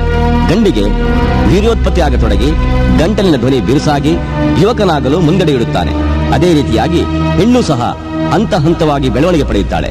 ಅಂದರೆ ಎದೆಯ ಭಾಗ, ಜನನಾಂಗದ ಹೊರಭಾಗ, ಒಳಭಾಗ, ಗರ್ಭಶೀಲ, ಗರ್ಭಕೋಶ ಬೆಳೆದು ವಯಸ್ಸಿಗೆ ಬರುತ್ತಾಳೆ. ಅದು ಮಾತ್ರವಲ್ಲದೆ ಈ ಹೈಪೋಥಲಮಾಸ್ ಬಗ್ಗೆ ಹೇಳಬೇಕೆಂದರೆ, ಉದಾಹರಣೆಗಾಗಿ ಒಬ್ಬ ತನ್ನ ಸುಂದರ ಪತ್ನಿಯನ್ನು ಕಣ್ಣಿನಿಂದ ನೋಡುವುದರ ಮೂಲಕ, ಕಿವಿಯಿಂದ ಧ್ವನಿ ಕೇಳುವುದರ ಮೂಲಕ, ಮೂಗಿನಿಂದ ಶ್ವಾಸ ಸ್ವಾದನೆಯ ಮೂಲಕ, ಬೆರಳುಗಳಿಂದ ಮುಟ್ಟುವ ಮೂಲಕ ಸಿಗುವ ಸುಖಾನುಭವವನ್ನು ರಾಸಾಯನಿಕವಾಗಿ ಪರಿವರ್ತಿಸಿ ಜನನಾಂಗಗಳಿಗೆ ಬೆನ್ನುಹುರಿಯ ಮೂಲಕ ಆಜ್ಞೆ ಹೊರಡಿಸುತ್ತದೆ. ಹಾಗೂ ಈ ಹೈಪೋಥಲಮಾಸ್ ಗ್ರಂಥಿಗಳ ಒಳಸುರಿಕೆಯಿಂದಾಗಿ ವಯಸ್ಸಿಗೆ ಬಂದ ಹೆಣ್ಣು ಮಕ್ಕಳಲ್ಲಿ ದಿಢೀರೆಂದು ಮುಖದಲ್ಲಿ ಗಂಡಿಗೆ ಬೆಳೆಯುವಂತೆ ಕೂದಲು ಬೆಳೆದು ಮಧುರವಾದ ಕಂಠ ಕೂಡ ಗಂಡು ದನಿ ಹಾಗೆ ಮಾರ್ಪಾಡಾಗಿ ರಾಮಕ್ಕ ರಾಮಣ್ಣನಾಗಿ ಮಾರ್ಪಾಡಾಗುತ್ತಾಳೆ. ಹಾಗೆಯೇ ಗಂಡಿಗೆ ಪಟಪಟನೆ ಹೆಣ್ಣಿನ ನಡವಳಿಕೆಗಳಂತೆ ಮಾರ್ಪಾಡಾಗಿ ರಾಮಣ್ಣ ರಾಮಕ್ಕಳಾಗುವುದೂ ಉಂಟು. ಇಷ್ಟೇ ಅಲ್ಲದೆ ಪಿಟ್ಯೂಟರಿ ಗ್ರಂಥಿಯ ಒಳಸುರಿಕೆ ಸಮಾನಾಂತರವಾಗಿ ಸ್ರವಿಸದೇ ಇದ್ದಲ್ಲಿ ಅಂಗಹೀನರಾಗಿ ಅತಿ ಎತ್ತರವಾಗಿ ಬೆಳೆಯುವುದು, ಅತಿ ಕುಳ್ಳರಾಗಿಯೂ ಬೆಳೆಯುತ್ತಾರೆ. ಡಾಕ್ಟರ್, ಹೆಣ್ಣಿನ ಸ್ತನಗಳ ಬಗ್ಗೆ ತಿಳಿಸ್ತೀರಾ? ಹೆಣ್ಣನ್ನು ಗಂಡಿಗಿಂತ ಭಿನ್ನವಾಗಿ ತೋರಿಸಲು ದೇಹದ ಹೊರಗಡೆ ಕಾಣುವ ಅಂಗ ಈ ಸ್ತನಗಳು. ಇದರ ಆಕರ್ಷಣೆ ಗಂಡಿಗೆ ಹಿಡಿದೆಳೆಯುತ್ತದೆ. ಆದ್ದರಿಂದ ಗಂಡಿಗೆ ಹೈಪೋಥಲಮಾಸ್ನ ತಟ್ಟಿ ಎಬ್ಬಿಸುತ್ತದೆ. ಅದಕ್ಕಾಗಿ ಹೆಣ್ಣು ತನ್ನ ಸ್ತನಗಳ ಬಗ್ಗೆ ಬಹಳ ಗಮನವಿಟ್ಟಿರುತ್ತಾಳೆ. ಸ್ತನಗಳ ಆಕರ್ಷಣೆಗೆ ಮಾತ್ರವಲ್ಲದೆ ಮಹತ್ತರವಾದ ಕರ್ತವ್ಯಕ್ಕಾಗಿ ಹಾಲನ್ನು ಉತ್ಪಾದಿಸಿ ಮಕ್ಕಳಿಗೆ ಉಣಿಸುವುದಾಗಿದೆ. ಹೊರ ಆಕರ್ಷಣೆ ಎಷ್ಟೇ ಹೆಚ್ಚಾಗಿ ಕಂಡರೂ ಒಳಗೆ ಹಾಲುಣಿಸುವ ಕರ್ತವ್ಯವೇ ಮಹತ್ವವಾದದ್ದು. ಇದು ಸ್ತನವನ್ನು ಕತ್ತರಿಸಿ ತೋರಿಸುವ ದೃಶ್ಯ. ಇದು ಹಾಲು ಉತ್ಪಾದಿಸುವ ಸ್ತನವನ್ನು ಕತ್ತರಿಸಿ ತೋರಿಸಿರುವ ಒಳ ದೃಶ್ಯ. ಈ ಸ್ತನದ ತೊಟ್ಟುಗಳು ಒಂದೇ ರೀತಿಯಾಗಿರುವುದಿಲ್ಲ, 6 ವಿಧಗಳಾಗಿರುತ್ತವೆ. ಹಾರ್ಮೋನಿನ ಒಳಸುರಿಕೆಗಳ ಉತ್ತೇಜನದಿಂದ ವಯಸ್ಸಿಗನುಗುಣವಾಗಿ ಮಾರ್ಪಟ್ಟು ಯುವ ವಯಸ್ಸಿನಲ್ಲಿಯೇ ಬೆಳೆದು ಹೆಣ್ಣಿನ ಸೌಂದರ್ಯ ಹೆಚ್ಚಿಸುವುದು. ಕೆಲ ಸಮಯಗಳಲ್ಲಿ ಜೆನಿಟಲ್ ಅಂದರೆ ಪರಂಪರಾನುಗತವಾಗಿ ಸ್ತನಗಳು ಚಿಕ್ಕದಾಗಿ ಅಥವಾ ದೊಡ್ಡದಾಗಿ ಬೆಳೆಯಬಹುದು. ಕೆಲ ಹೆಂಗಸರು ತಮ್ಮ ಸ್ತನಗಳನ್ನು ಚಿಕ್ಕದಾಗಿವೆ ಎಂದು ನೆನೆದು ಮನಕ್ಷೋಭೆಗೊಂಡು ನರಳುತ್ತಾರೆ. ಈಗಿನ ದಿನಗಳಲ್ಲಿ ಸ್ತನಗಳನ್ನು ಚಿಕ್ಕದಾಗಿಸಲು ಅಥವಾ ದೊಡ್ಡದಾಗಿಸಲು ಹಲವು ವಿಧಾನಗಳಿವೆ. ಮಸಾಜ್ ಮಾಡುವುದನ್ನು ಸರಿಯಾದ ರೀತಿಯಲ್ಲಿ ತಿಳಿದಿರುವ ಸೌಂದರ್ಯ ತಜ್ಞರ ಬಳಿ ಹೋದರೆ ಅವರು ಪೆಕ್ಟೋರಲ್ ಎಕ್ಸರ್ಸೈಸ್ ಮೂಲಕ ಸ್ವಲ್ಪ ದೊಡ್ಡದನ್ನಾಗಿಸಬಹುದು. ಅಲ್ಲದೆ ಕಾಸ್ಮೆಟಿಕ್ ಇಂಪ್ಲಾಂಟ್ ಬ್ರೆಸ್ಟ್ ಸರ್ಜರಿ ಮೂಲಕ ಶಸ್ತ್ರಚಿಕಿತ್ಸೆ ಮಾಡಿ ದೊಡ್ಡದಾಗಿಸಬಹುದು. ಆದರೆ ಇದಕ್ಕೆ ಅಧಿಕ ಹಣ ಖರ್ಚಾಗುತ್ತದೆ ಹಾಗೂ ಕೆಲವು ಕಾಲ ವಿಶ್ರಾಂತಿ ತೆಗೆದುಕೊಳ್ಳಬೇಕಾಗಬಹುದು. ಹೆಣ್ಣಿನ ಸೌಂದರ್ಯ ಹೆಚ್ಚಿಸುವ ಸ್ತನಗಳು ಈಗ ಕೆಡುಕುಂಟು ಮಾಡುವ ಹಂತ ತಲುಪುತ್ತಿದೆ. ಬ್ರೆಸ್ಟ್ ಕ್ಯಾನ್ಸರ್ ಅಂದ್ರೆ ಮೊಲೆ ಏಡಿಗಂತಿ ಪರಂಪರಾನುಗತವಾಗಿ ಅನುಸರಿಸಿಕೊಂಡು ಬರುತ್ತಿರುವ ಈ ಗ್ರಾಮೀಣ ಹೆಣ್ಣು ಮಕ್ಕಳಿಗಿಂತ ಪರಂಪರೆಯ ನೀತಿಯನ್ನು ಕಡೆಗಣಿಸಿರುವ ನವನಾಗರಿಕ ಹೆಣ್ಣು ಮಕ್ಕಳಿಗೆ ಈ ರೋಗ ಅಧಿಕವಾಗಿ ಬಾಧಿಸುತ್ತಿದೆ. ನಗರಗಳಲ್ಲಿನ 20 ಸ್ತ್ರೀಯರಲ್ಲಿ ಒಬ್ಬರು ಈ ರೋಗಕ್ಕೆ ತುತ್ತಾಗುತ್ತಿದ್ದಾರೆಂದು ಮುಂಬೈಯಲ್ಲಿ 27%, ದೆಹಲಿಯಲ್ಲಿ 29%, ಬೆಂಗಳೂರಿನಲ್ಲಿ 21%, ಚೆನ್ನೈನಲ್ಲಿ 22% ಇದ್ದಾರೆಂದು ಸಂಶೋಧನೆಗಳಿಂದ ತಿಳಿದು ಬಂದಿದೆ. ಈ ರೋಗ ಬರುವುದಕ್ಕೆ ಕಾರಣ ಅತಿ ಚಿಕ್ಕ ವಯಸ್ಸಿನಲ್ಲಿ ಋತುಮತಿಯಾಗುವುದು, ನಿಧಾನವಾದ ಮದುವೆ, ಬಹಳ ದಿನಗಳ ನಂತರ ಮಕ್ಕಳಾಗುವುದು, ಅತಿ ಸ್ವಲ್ಪ ಸಮಯ ಮಕ್ಕಳಿಗೆ ಹಾಲುಣಿಸುವುದು, ಋತುಸ್ರಾವ ನಿಲ್ಲದಂತೆ ಮಾಡಲು ಹಾರ್ಮೋನ್ ಶಸ್ತ್ರಚಿಕಿತ್ಸೆ ಮಾಡಿಸಿಕೊಳ್ಳುವುದು, ಸ್ತ್ರೀಯರು ಅಳತೆ ಮೀರಿ ಮಾದಕ ಪೇಯಗಳನ್ನು ಸೇವಿಸುವುದು ಹಾಗೂ ವಂಶ ಪಾರಂಪರ್ಯವಾಗಿ ಕೆಲವರಿಗೆ ಬರುತ್ತದೆ. ಈಸ್ಟ್ರೋಜನ್ ಗ್ರಂಥಿ ಅಳತೆ ಮೀರಿ ಗೆಡ್ಡೆಯಂತೆ ಕ್ಯಾನ್ಸರ್ ಆಗಿ ಮಾರ್ಪಡುತ್ತದೆ. ಆರಂಭದಲ್ಲಿಯೇ ಇದನ್ನು ಕಂಡುಹಿಡಿದಲ್ಲಿ ಸಂಪೂರ್ಣವಾಗಿ ಗುಣ ಹೊಂದಬಹುದು. ಆದರೆ ಹಾಗೆಯೇ ಬಿಟ್ಟಲ್ಲಿ ಪ್ರಾಣಕ್ಕೆ ಸಂಚಕಾರವಾಗುತ್ತದೆ. ಈ ರೋಗವನ್ನು ಹಲವು ರೀತಿಗಳಿಂದ ಕಂಡುಹಿಡಿಯಬಹುದು. ಹಣ ಹೆಚ್ಚು ವ್ಯಯವಾಗುವ ವಂಶ ಪಾರಂಪರ್ಯ ಜೀನ್ಸ್ಗಳ ಪರೀಕ್ಷೆ, ಕಠಿಣವಾದ ಬಯಾಪ್ಸಿ ಪರೀಕ್ಷೆ, ಮೆಮೊಗ್ರಾಮ್ ಪರೀಕ್ಷೆ, ಸರ್ಕಾರಿ ಆಸ್ಪತ್ರೆಗಳಲ್ಲಿ ಪರೀಕ್ಷೆ, ಇಲ್ಲಿ ಹಣ ಖರ್ಚಿಲ್ಲದೆ ಉಚಿತವಾಗಿ ಮಾಡಿಸಬಹುದು. ಸ್ವಯಂ ಪರೀಕ್ಷೆ, ಮುಟ್ಟಾದ 1 ವಾರ ನಂತರ ಮೊಲೆಗಳನ್ನು ತಮ್ಮ ಕೈಗಳಿಂದ ಮೇಲೆ ಕೆಳಗೆ ಸುತ್ತಲೂ ಅದುಮಿ ನೋಡಿ ಯಾವುದಾದರೂ ಗೆಡ್ಡೆಗಳಿವೆ ಎಂದು ಪರೀಕ್ಷಿಸಿಕೊಳ್ಳುವುದು. ಆದ್ದರಿಂದ ಸ್ತ್ರೀಯರು ತಮ್ಮ ಸ್ತನಗಳ ಬಗ್ಗೆ ಗಮನಿಸುವುದೇ ಅಲ್ಲದೆ ಎಚ್ಚರಿಕೆಯಾಗಿರುವುದು ಅತಿ ಮುಖ್ಯ. ಕೆಲ ಗಂಡಸರಿಗೆ ಎದೆಯ ಭಾಗ ಹೆಣ್ಣಿನಂತೆ ದೊಡ್ಡದಾಗಿರುತ್ತದೆ. ಇದಕ್ಕೆ ಕಾರಣ ಹಾರ್ಮೋನ್ಗಳು ಅಧಿಕವಾಗಿ ಉತ್ಪತ್ತಿಯಾಗುವುದಾಗಿದೆ. ಇದಕ್ಕೆ ಹೈನೋಕೋಮೇಷಿಯಾ ಎಂದು ಹೆಸರು. ಇದನ್ನು ವೈದ್ಯರ ಸಲಹೆ ಮೇರೆಗೆ ಶಸ್ತ್ರಚಿಕಿತ್ಸೆಯ ಮೂಲಕ ಸರಿಪಡಿಸಬಹುದು. ನಾವು 1 ಮಿಲಿಯನ್ ದಾಟಿದ್ವಿ. ಸೆಕ್ಸಾಲಜಿಲಿ ಹಿಂದಿನ 100 ವರ್ಷಗಳ ಸಾಧನೆಗಳೇನು ಅಂತ ತಿಳಿಸ್ತೀರಾ? 100 ವರ್ಷಗಳ ಸಾಧನೆ ಅನ್ನೋದಕ್ಕಿಂತ 100 ವರ್ಷಗಳ ವೇದನೆ ಅಂತಾನೆ ಹೇಳಬೇಕು ಅನ್ಸುತ್ತೆ ನನಗೆ.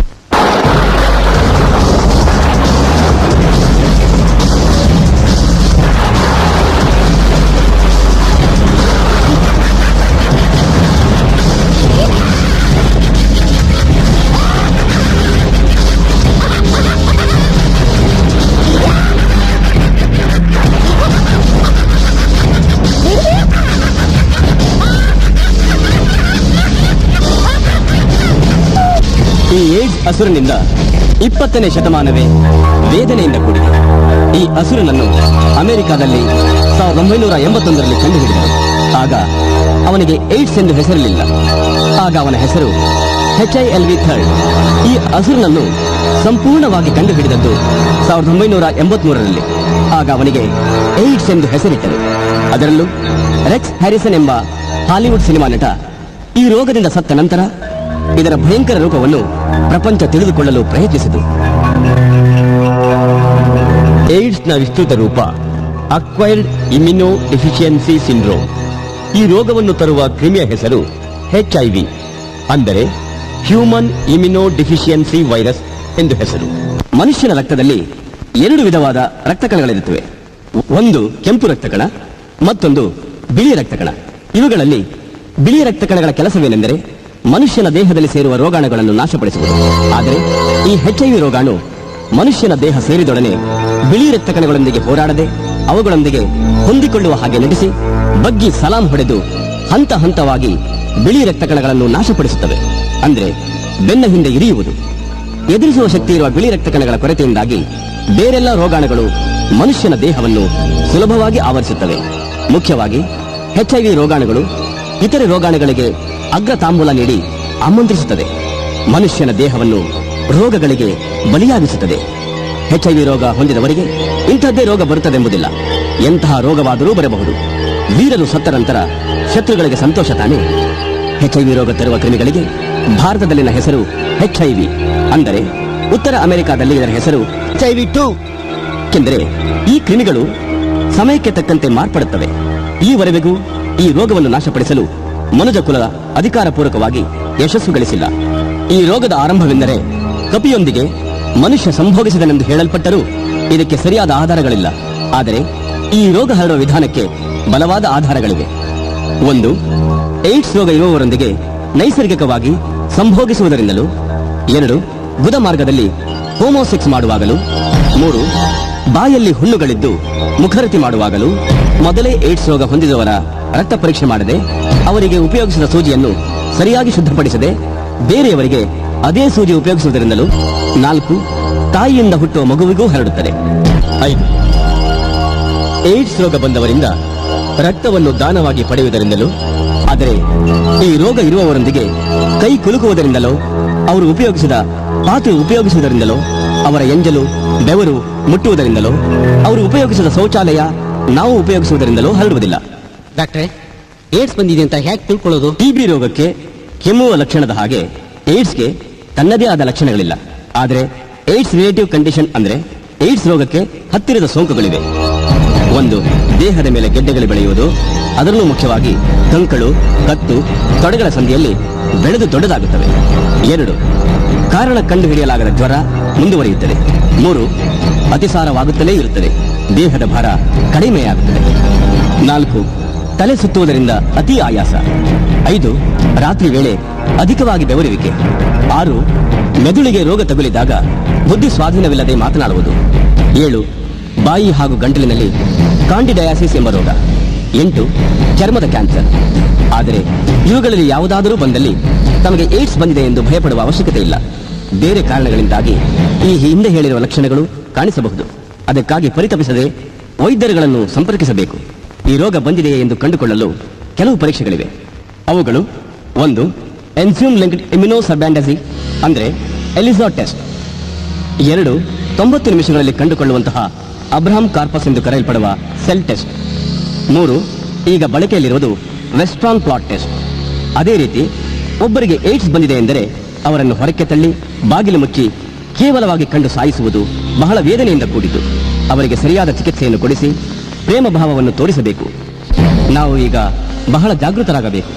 ಹಾಗೆ ಜಾಗೃತರಾಗದೇ ಇದ್ದಲ್ಲಿ ಮುಂಬರುವ ದಿನಗಳಲ್ಲಿ ಬಹಳ ಕಠಿಣವಾದ ದಿನಗಳನ್ನು ಕಾಣಬೇಕಾಗಿ ಬರುತ್ತದೆಂದು ಮೇಧಾವಿಗಳು ಎಚ್ಚರಿಸಿದ್ದಾರೆ. ಇದರಿಂದ ಹೇಗೆ ತಪ್ಪಿಸಿಕೊಳ್ಳಬಹುದು? ನಮ್ಮ ಪೂರ್ವಜರ ಸಂಪ್ರದಾಯದಂತೆ ಒಬ್ಬನಿಗೆ ಒಬ್ಬಳು ಅನ್ನುವ ಮಾತು ಪಾಲಿಸುವುದು. 2. ಅಪರಿಚಿತರೊಂದಿಗೆ ಸಂಭೋಗಿಸಬಾರದು.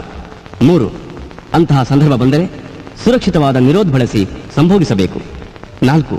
ನಿಸರ್ಗ ವಿರುದ್ಧವಾದ ಹೋಮೋಸೆಕ್ಸ್ನಂತಹ ಸಂಭೋಗವನ್ನು ನಿಷೇಧಿಸಬೇಕು. 5. ಶುದ್ಧೀಕರಿಸಿದ ಇಂಜೆಕ್ಷನ್ ಸೂಜಿಗಳನ್ನು ಬಳಸಬೇಕು. 6. ಪರೀಕ್ಷಿಸಿದ ರೋಗಮುಕ್ತ ರಕ್ತವನ್ನು ಪಡೆಯಬೇಕು. ಏಡ್ಸ್ ಬಂದವರ ಹತ್ರ ನಾವೊಂದ್ಸರಿ ಸಂಭೋಗ ಮಾಡಿದ್ರೆ ನಮಗೂ ಏಡ್ಸ್ ಬಂದ್ಬಿಡುತ್ತಾ? ನಿಶ್ಚಯವಾಗಿ. ಶಿವ ಒಬ್ಬ ಸುಂದರ ಯುವಕ. ರೀತಿ, ನೀತಿ, ನಡತೆಯಲ್ಲಿ ವಜ್ರದ ಹಾಗೆ ಅವನು ಒಂದೇ ಒಂದ್ ಸಾರಿ ಒಬ್ಬ ವ್ಯಕ್ತಿ 1 ವೀಕ್ ರಾಜಾನೆ. ಏನೇ ಖರ್ಚಾದ್ರೂ ಪರವಾಗಿಲ್ಲ. VIP ಕ್ಯಾಟಗರಿ ಟ್ರೈನಿಂಗ್, ಅದು ಗೌರ್ಮೆಂಟ್ ಖರ್ಚಲ್ಲಿ. ಎಲ್ಲಿ ಸರ್? ನಮ್ಮೂರಲ್ಲ ಇಲ್ಲ. The gate way of India, Mumbai. ಎಲ್ಲಿ ಶಿವ ಮುಂದೆ ನಿಂತಿದ್ದವರು ಮುಂಬೈ ಅಂತ ತಕ್ಷಣ ಓಡಬಿಟ್ಟ ಸರ್. ಅವ್ನು ತುಂಬಾ ಭಯ ಪಡೋ ಮನುಷ್ಯ ಸರ್. ಸಿಟಿ ಬಿಟ್ಟು ಹೊರಗಡೆ ಏನು ಗೊತ್ತಿಲ್ಲ ಅವನ್ಗೆ. ಬಾಂಬೆ ಅಂತಂದ್ರೆ ಪಿಸ್ತೂಲ್ ಸುಡೋದು, ಕೊಲೆ ಮಾಡೋದು ಅಂತ ಅಷ್ಟೇ ತಿಳ್ಕೊಂಡಿದ್ದಾನೆ. ಅದು ಅಲ್ದೆ ಹೆಂಗಸರು ಅಂದ್ರೆ ತುಂಬಾ ಭಯ ಸರ್ ಅವನ್ಗೆ. ಲಾಡ್ಜ್ಗಳಲ್ಲಿ, ಬೀದಿಗಳಲ್ಲಿ ಎಲ್ಲಿ ನೋಡಿದ್ರು ರೆಡ್ ಲೈಟ್ ಏರಿಯಾಗಳೇ ಇದಾವೆ. ಅದಕ್ಕೆ ಅವನ್ಗೆ ಬಾಂಬೆ ಅಂದ್ರೆ ಭಯ ಸರ್. ಆ ಕಡೆ ತಲೆ ಹಾಕ್ಬಿಡ ಮಲ್ಗಲ್ಲ. ಏ ಮುಟ್ಟಾಳ, ಆ ದೇವ್ರ ಹೆಣ್ಣುಗಳನ್ನ ಯಾಕೆ ಸೃಷ್ಟಿ ಮಾಡ್ದ? ಏ ಶಿವ, ಶಿವ ಬಾರೋ ಇಲ್ಲಿ.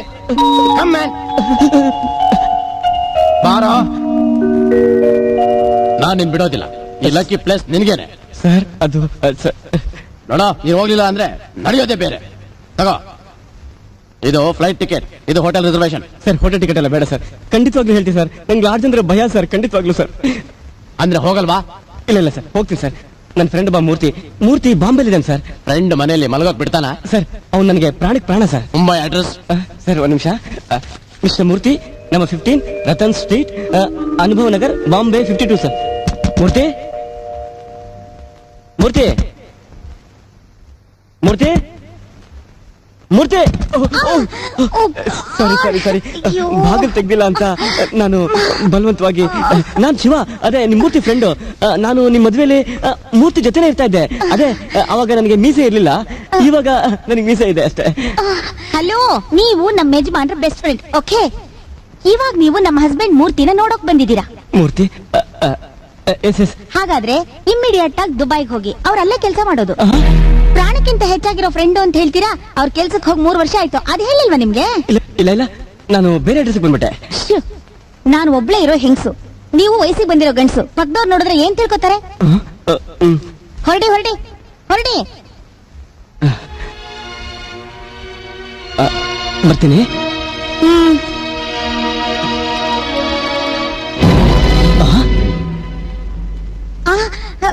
ಅದು ಅದು ನಾನ್ ಸ್ಮೋಕ್ ಮಾಡ್ತೀನಿ. ಏನು ಉರಿಯಪ್ಪ ಮೈಯಲ್ಲ, ಅಯ್ಯೋ ಶಕೆ. ಒಬ್ಳೇ ಇರೋದ್ ಮನೇಲಿ ಅಂತೀರ, ಒಳಗೇನೋ ಶಬ್ದ ಕೇಳಿಸ್ತಾ ಇದೆ. ಏನ್ ಶಕೆನಪ್ಪ ಇದು. ನಂದೇನು ತಪ್ಪಿಲ್ಲ ಸರ್, ನನ್ಗೇನು ಗೊತ್ತಿಲ್ಲ ಸರ್. ನಮ್ಮ ಪ್ರಾಣ ನನ್ಗೇನು ಗೊತ್ತಿಲ್ಲ ಸರ್. ಇದ್ರಲ್ಲಿ ನಂದೇನು ತಪ್ಪಿಲ್ಲ ಸರ್. ನಾನು ಫ್ಯಾನ್ ರಿಪೇರಿ ಮಾಡ್ಬೇಕು ಅಂತ ಬಂದೆ ಸರ್ ಈ ಮನೆಗೆ. ಅಷ್ಟರಲ್ಲಿ ಅಮ್ಮ ಅವರು ನನ್ನ ಒಳಗಡೆ ಲಾಕ್ ಮಾಡ್ಬಿಟ್ಟು ತಪ್ಕೊಂಡ್ಬಿಟ್ರು ಸರ್. ಬೇಕಾದ್ರೆ ನೀವು ಆ ಅಮ್ಮವ್ರನ್ನೇ ಕೇಳಿ ಸರ್. ಸರ್ ನಾನು ಇನ್ನೊಂದ್ ಸರಿ ಈ ಕಡೆ ಸುಳಿಯಲ್ಲ ಸರ್. ನಮ್ಮ ಪ್ರಾಣಿ ನಾನು ಬರೋದಿಲ್ಲ ಸರ್. ಸರ್ ನಿಮ್ದು ಭಯ ಸರ್.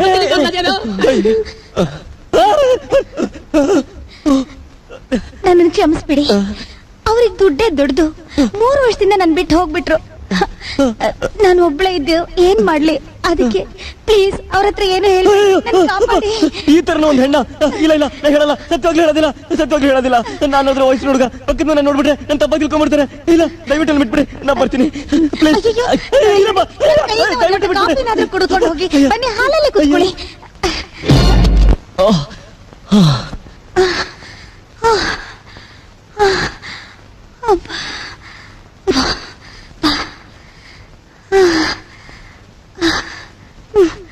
ವಸಂತಿ, ನೀ ಸರಿಯಾಗಿ ಸಿಕ್ಕಾಕೊಂಡ್ಬಿಟ್ಟಿಯಲ್ಲಿ. ಈ ಮನುಷ್ಯ ನಿನ್ ಗಂಡನ ಹತ್ರ ಖಂಡಿತವಾಗ್ಲೂ ಹೇಳ್ತಾನೆ. ನಿನ್ನ ಕತೆ ಅಷ್ಟೇ. ನೇಣು ಹಾಕೊಂಡು ಇಲ್ಲ ವಿಷ ಕುಡ್ಕೊಂಡು ಸಾಯ್ತೀಯಾ? ಇಲ್ಲ, ನಾನ್ ಸಾಯಲ್ಲ. ನಾನ್ ಬದುಕ್ಬೇಕು, ನಾನ್ ಬಾಳ್ಬೇಕು. ಹಾಗಾದ್ರೆ ನೀನ್ ಅವನ್ ಬಾಯಿಗೆ ಬೀಗ ಹಾಕು. ಬೀಗ ಅಂದ್ರೆ ಕಬ್ಬಿಣದ ಬೀಗ ಅಲ್ವೇ, ನಿನ್ನ ಸುಂದರವಾದ ದೇಹದ ಕವಚದ ಬೀಗ. ಹಾ, ನಾನು ಓಪನ್ ಆಗಿ ಹೇಳ್ತೀನಿ, ನೀನ್ ಅವನ್ನ ರೇಪ್ ಮಾಡು. ನೀನ್ ರೇಪ್ ಮಾಡಿದ್ರೆ ಅವ್ನ್ ಖಂಡಿತ ಬಾಯಿ ಬಿಡೋಕ್ಕಾಗಲ್ಲ. ನಿನಗ್ ಗೊತ್ತಾ, ಅವ್ನ್ ನೋಡೋಕ್ಕೂ ತುಂಬಾ ಚೆನ್ನಾಗಿದ್ದಾನೆ. ಮೇಡಮ್, ನಂಗೆ ಟೈಮ್ ಆಯ್ತು, ನಾನು ಹೋಗ್ಬೇಕು. ಬೇಗ ಬನ್ನಿ ಮೇಡಮ್. ಹಾ, ಬಂದೆ. ಕಾಫಿ ರೆಡಿ ಆಯ್ತು. ಬರ್ತೀನಿ ರೀ. ಬರ್ತೀನಿ. ಬಂದು ನಿನ್ನ ಮಾಡ್ತೀನಿ. ಬನ್ನಿ, ಬರ್ತಾ ಇದ್ದೀನಿ. ಬೇಗ ಬನ್ನಿ ಪ್ಲೀಸ್.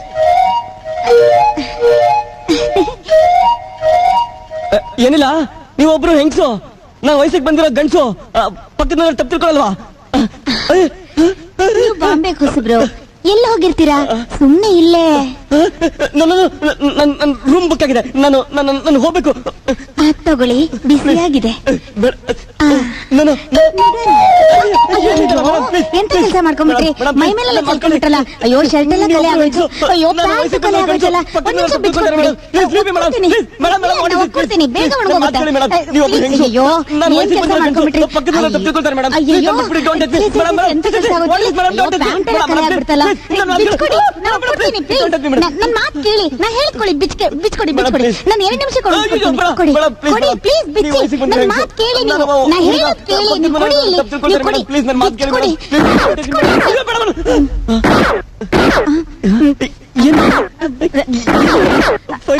ಹೌದು, ಶಬ್ದ. ಈ ಮನುಷ್ಯ ತುಂಬಾ ಮುಗ್ಧ. ದೀಪಾವಳಿಯಲ್ಲಿ ಮಕ್ಕಳು ಪಟಾಕಿಲ್ ಹೊಡೆಯೋ ಪಿಸ್ತೂಲಿನ ಸೌಂಡ್ ನ ಕೂಡ ಒರಿಜಿನಲ್ ಸೌಂಡ್ ಅಂತಾನಲ್ಲ. ಬಿಡ್ಬೇಡ, ಇದನ್ನೇ ಇಟ್ಕೊಂಡು ಅದನ್ ಬಿಡು. ಹೌದಲ್ರಿ? ಅಯ್ಯಯ್ಯೋ, ಈಗೇನ್ ಮಾಡ್ತೀರಾ? ಹೋದ್ವಾರ ಗಲಾಟೆಲಿ 10 ಜನ ಪಾಪಿಗಳು ಆರಂಭಿಸ್ಬಿಟ್ರು. ಇರಿ, ನೋಡ್ಕೊಂಡ್ ಬರ್ತೀನಿ. ಹೌದಾ? ಹೋಗ್ ನೋಡಿ ಮೇಡಮ್, ನನ್ ಕಾಪಾಡಿ ಮೇಡಮ್, ಕಾಪಾಡಿ.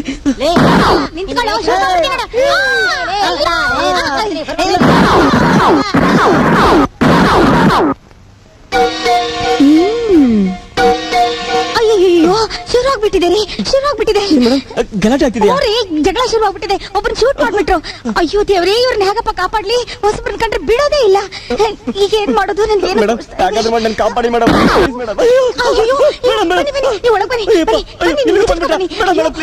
ಬೇಗ. ಅಯ್ಯೋ ಏನ್ ಮಾಡ್ಲಿ? ಅಯ್ಯೋ ದೇವ್ರೆ, ಇದು ಕಣಜ. ಇಲ್ಲೂ ಬಂದ್ಬಿಟ್ಟ. ಏನ್ ಮಾಡೋದೀಗ? ಅಯ್ಯೋ. ಓ ಗಾಡ್.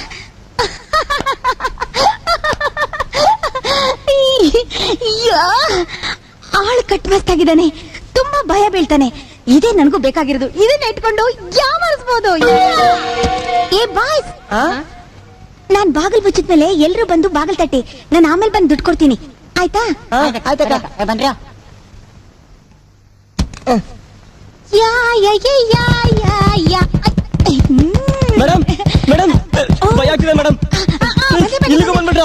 ಮೇಡಮ್ ಏನ್ ಶಬ್ದ ಮೇಡಮ್ ಅದು? ಅವ್ರೇ ರೀ, ಇಲ್ಲಿವರೆಗೂ ಬಂದ್ಬಿಟ್ಟಿದ್ದಾರೆ. ಮನೇಲಿ ಯಾರಾದ್ರೂ ಇದಾರ ಅಂತ ಚೆಕ್ ಮಾಡ್ತಾ ಇದಾರ್ರಿ. ಅಯ್ಯೋ ಈಗ ನಾನು ಏನ್ ಮಾಡ್ಲಿ? ನಾನು ಅಲ್ಲೇ ಬಂದು ಬಚ್ಚಿಟ್ಕೊಂಡ್ಬಿಡ್ತೀನಿ. ಅಯ್ಯೋ ನಂಗೆ ಭಯ ಆಗ್ತಾ ಇದೆ ರೀ. ಒಳಗಡೆ ಬಂದ್ರೆ ಅವರು ನಮ್ಮನ್ನ ಮುಗಿಸ್ಬಿಡ್ತಾರೆ, ಸಾಯಿಸ್ಬಿಡ್ತಾರೆ. ಏನ್ ಮಾಡ್ಲಿ ಈಗ? ಅಯ್ಯೋ ಮಾತಾಡಿ. ಶಬ್ದ ಮಾಡದೇ ಇದ್ರೆ ಜನ ಇಲ್ಲ ಅಂತ ಹೊರಟು ಹೋಗ್ತಾರೆ. ಹೌದಾ ಹೌದಾ. ನಂಗೆ ಯಾಕೋ ಸುಸ್ತಾಗ್ತಾ ಇದೆ.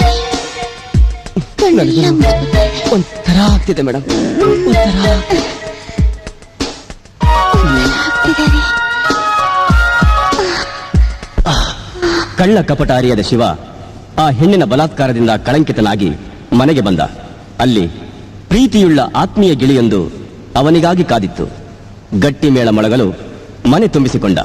ಹೃದಯಗಳು ಬೆಸೆಯಲು ಉದಿಸಿತು ಗಂಡು ಶಿಶುವೊಂದು. ಅದುವೇ ಸತೀಶ್. ವರ್ಷಗಳು ಕಳೆದವು 4. ಮತ್ತೆ ಬ್ಯಾಂಕ್ ಮ್ಯಾನೇಜರ್ ಮುಂಬೈ ಟಿಕೆಟ್ ತೆಗೆದು ತೋರಿಸಿದ.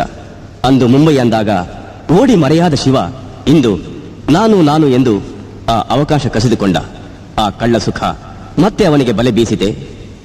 ಗೆಳೆಯನ ಹೆಂಡತಿಗೆ ಕಾಣಿಕೆ ಕೊಂಡು ಮುಂಬಯಿಯ 15ನೇ ನಂಬರ್ ಕದ ತಟ್ಟಿದ. Hello hello hello.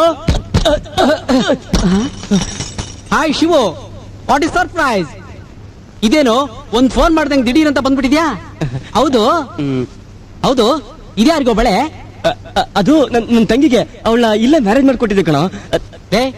ಅಷ್ಟೊಳಗನ? ಅವಳಿಗೆ ಏಜ್ 13 ತಾನೆ? ಅದು ನಮ್ಮ ಅತ್ತೆ ಮಗ, ಅದಕ್ಕೆ ನಮ್ಮಪ್ಪ ಬೇಗ ಮದುವೆ ಮಾಡ್ಕೊಟ್ಬಿಟ್ರು. ಹೌದು, ನೀನ್ ಯಾಕೆ ಬೆವರ್ತಾ ಇದೀಯಾ? ತಗೋ. ಏಯ್ ಟೀ ಕುಡಿತೀನೋ? 5 ನಿಮಿಷದಲ್ಲಿ ರೆಡಿ ಮಾಡ್ಕೊಂತ ಬಂದ್ಬಿಡ್ತೀನಿ. ಈಗಲೇ ಬಂದ್ಬಿಡ್ತೀನಿ. ನೀನ್ ಯಾಕೆ ಟೀ ಮಾಡ್ತೀಯಾ? ನಿನ್ ಹೆಂಡತಿ ಇಲ್ವೇನಾ? ಇಲ್ಲೇ ಇದ್ದಾಳೋ? ಇಲ್ಲೇ ಇದ್ದಾಳಂದ್ರೆ ಎಲ್ಲೋ? ಇಲ್ಲೇನೋ? ಇಲ್ಲೇ ಅಂದ್ರೆ ಎಲ್ಲೋ? ಇಲ್ಲೇ ಇದ್ದಾಳ ಕಣೋ. ಅದೇ ಎಲ್ಲೋ? ಅಲ್ಲೋಡು.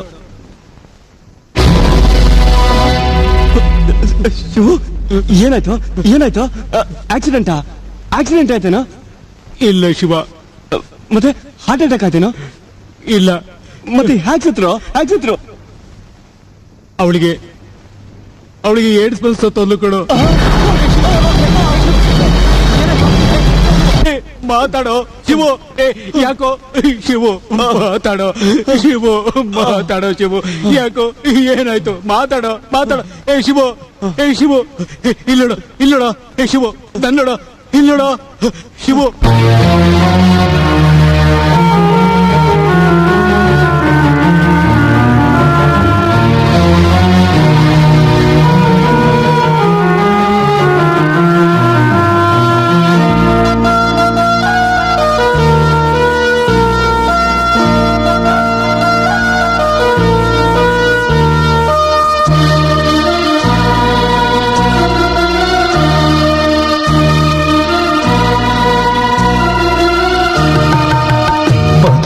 ಚಿತ್ರಗಳು ಮಾಸಲಾಯಿತು, ಹೊಳೆವ ಕಣ್ಣುಗಳು ಮಂಜಾಯಿತು.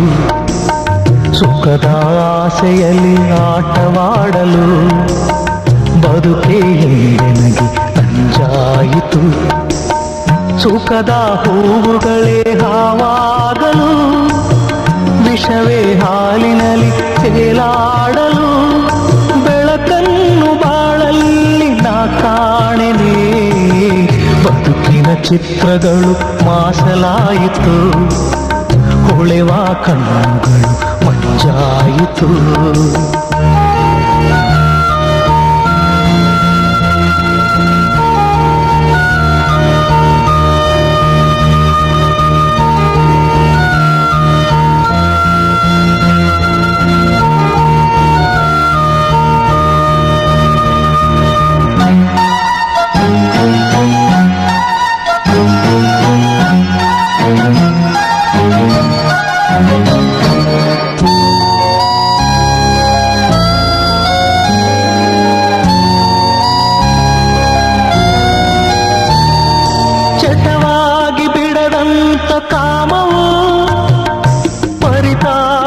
ಹಾಡುವಂತೆ ಮಾಡಲು ತಡವಾಗಿ ಹೋದಾಗ ಕಾಣುವೆ ಅದರಿಂದ ಸಂತಾಪ ಸೂಚನೆ. ಆ ಪಾಪಕ್ಕೆ ಇದು ದಂಡನೆ, ನಿನನೆಂದು ಬಿಡದಂತೆ ಕೊರೆವಂತೆ ಪೀಡೆಯಾಯಿತು. ಬದುಕಿನ ಚಿತ್ರಗಳು ಮಾಸಲಾಯಿತು, ಹೊಳೆವ ಕಣ್ಣುಗಳು ಮಂಜಾಯಿತು. ಸುಖದ ಆಸೆಯಲ್ಲಿ ಆಟವಾಡಲು ಬದುಕಿಗೆ ನನಗೆ ನಂಜಾಯಿತು.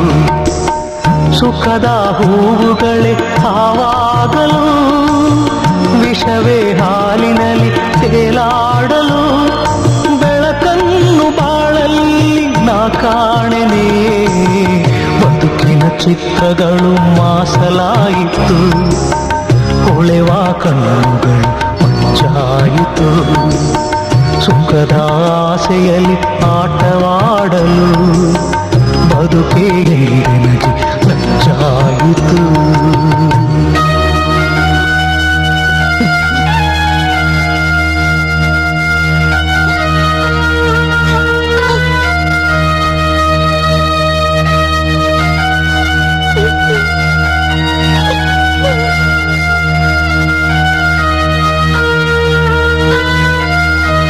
ಏಡ್ಸ್ ಅಂದ್ರೆ ಇಷ್ಟೊಂದು ಭಯಂಕರವಾದ ರೋಗ ಅಂತ ಗೊತ್ತಿರಲಿಲ್ಲ ಸರ್. ಶಿವಮೊಗ್ಗ ಸತೀಶ್ ಈಗ ಯಾರ ಹತ್ರ ಇದೆ ಡಾಕ್ಟರ್? ಇದು ಸತೀಶ್ ಇಲ್ಲೇ ಬಂದ.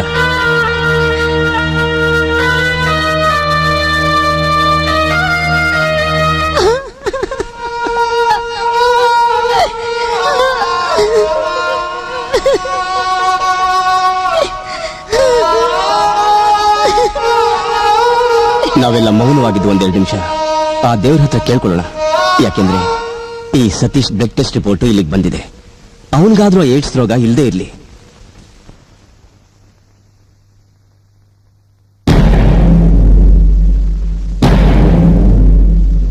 ದೇವ್ರೆ, ಯಾವ ತಪ್ಪು ಮಾಡಿದಿರೋ ಈ ಚಿಕ್ಕ ಮಗುನ ಏಡ್ಸ್ ರೋಗದಿಂದ ಪಾರ್ ಮಾಡಪ್ಪ. ಡಾಕ್ಟರ್, ರಿಪೋರ್ಟ್ ಅಲ್ಲಿ ಏನಿದೆ ಡಾಕ್ಟರ್? ಓ, ಈ ಮಗುಗೆ ಏಡ್ಸ್ ಬಂದಿದೆ.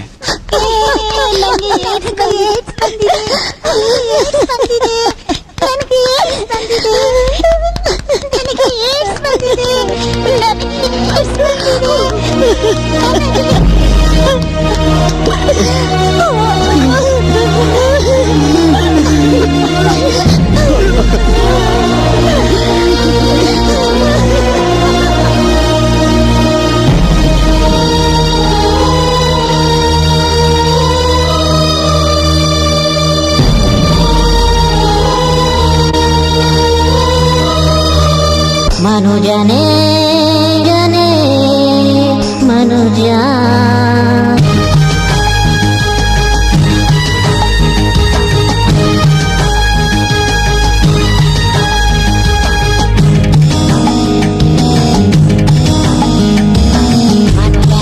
ಮನುಜನೇ ಮನುಜನೇ ಓ ಮನುಜನೇ ಮನುಜನೇ ಮನುಜನೇ ಮನುಜನೇ ಮನುಜನೇ ಓ ಮನುಜನೇ ಮನುಜನೇ ಮನುಜನೇ ಉದಿಯುವ ಜ್ವಾಲಾಮುಖಿ ಸುರಿಸುವ ಲವಾದಲ್ಲಿ ಚಳಿಯ ನೀಗದಿರು ಸುಟ್ಟು ಹೋಗದಿರು ಸುಂದರ ಗಾಳಿಯಲ್ಲಿ ಸಾಗರದಲೆಗಳಲ್ಲಿ ಆಡಲು ಹೋಗದಿರು ಪ್ರಾಣವ ತೊರೆಯದಿರು ಮನುಜನೇ ಮನುಜನೇ ಮನುಜನೇ ಓ ಮನುಜನೇ ಮನುಜನೇ ಮನುಜನೇ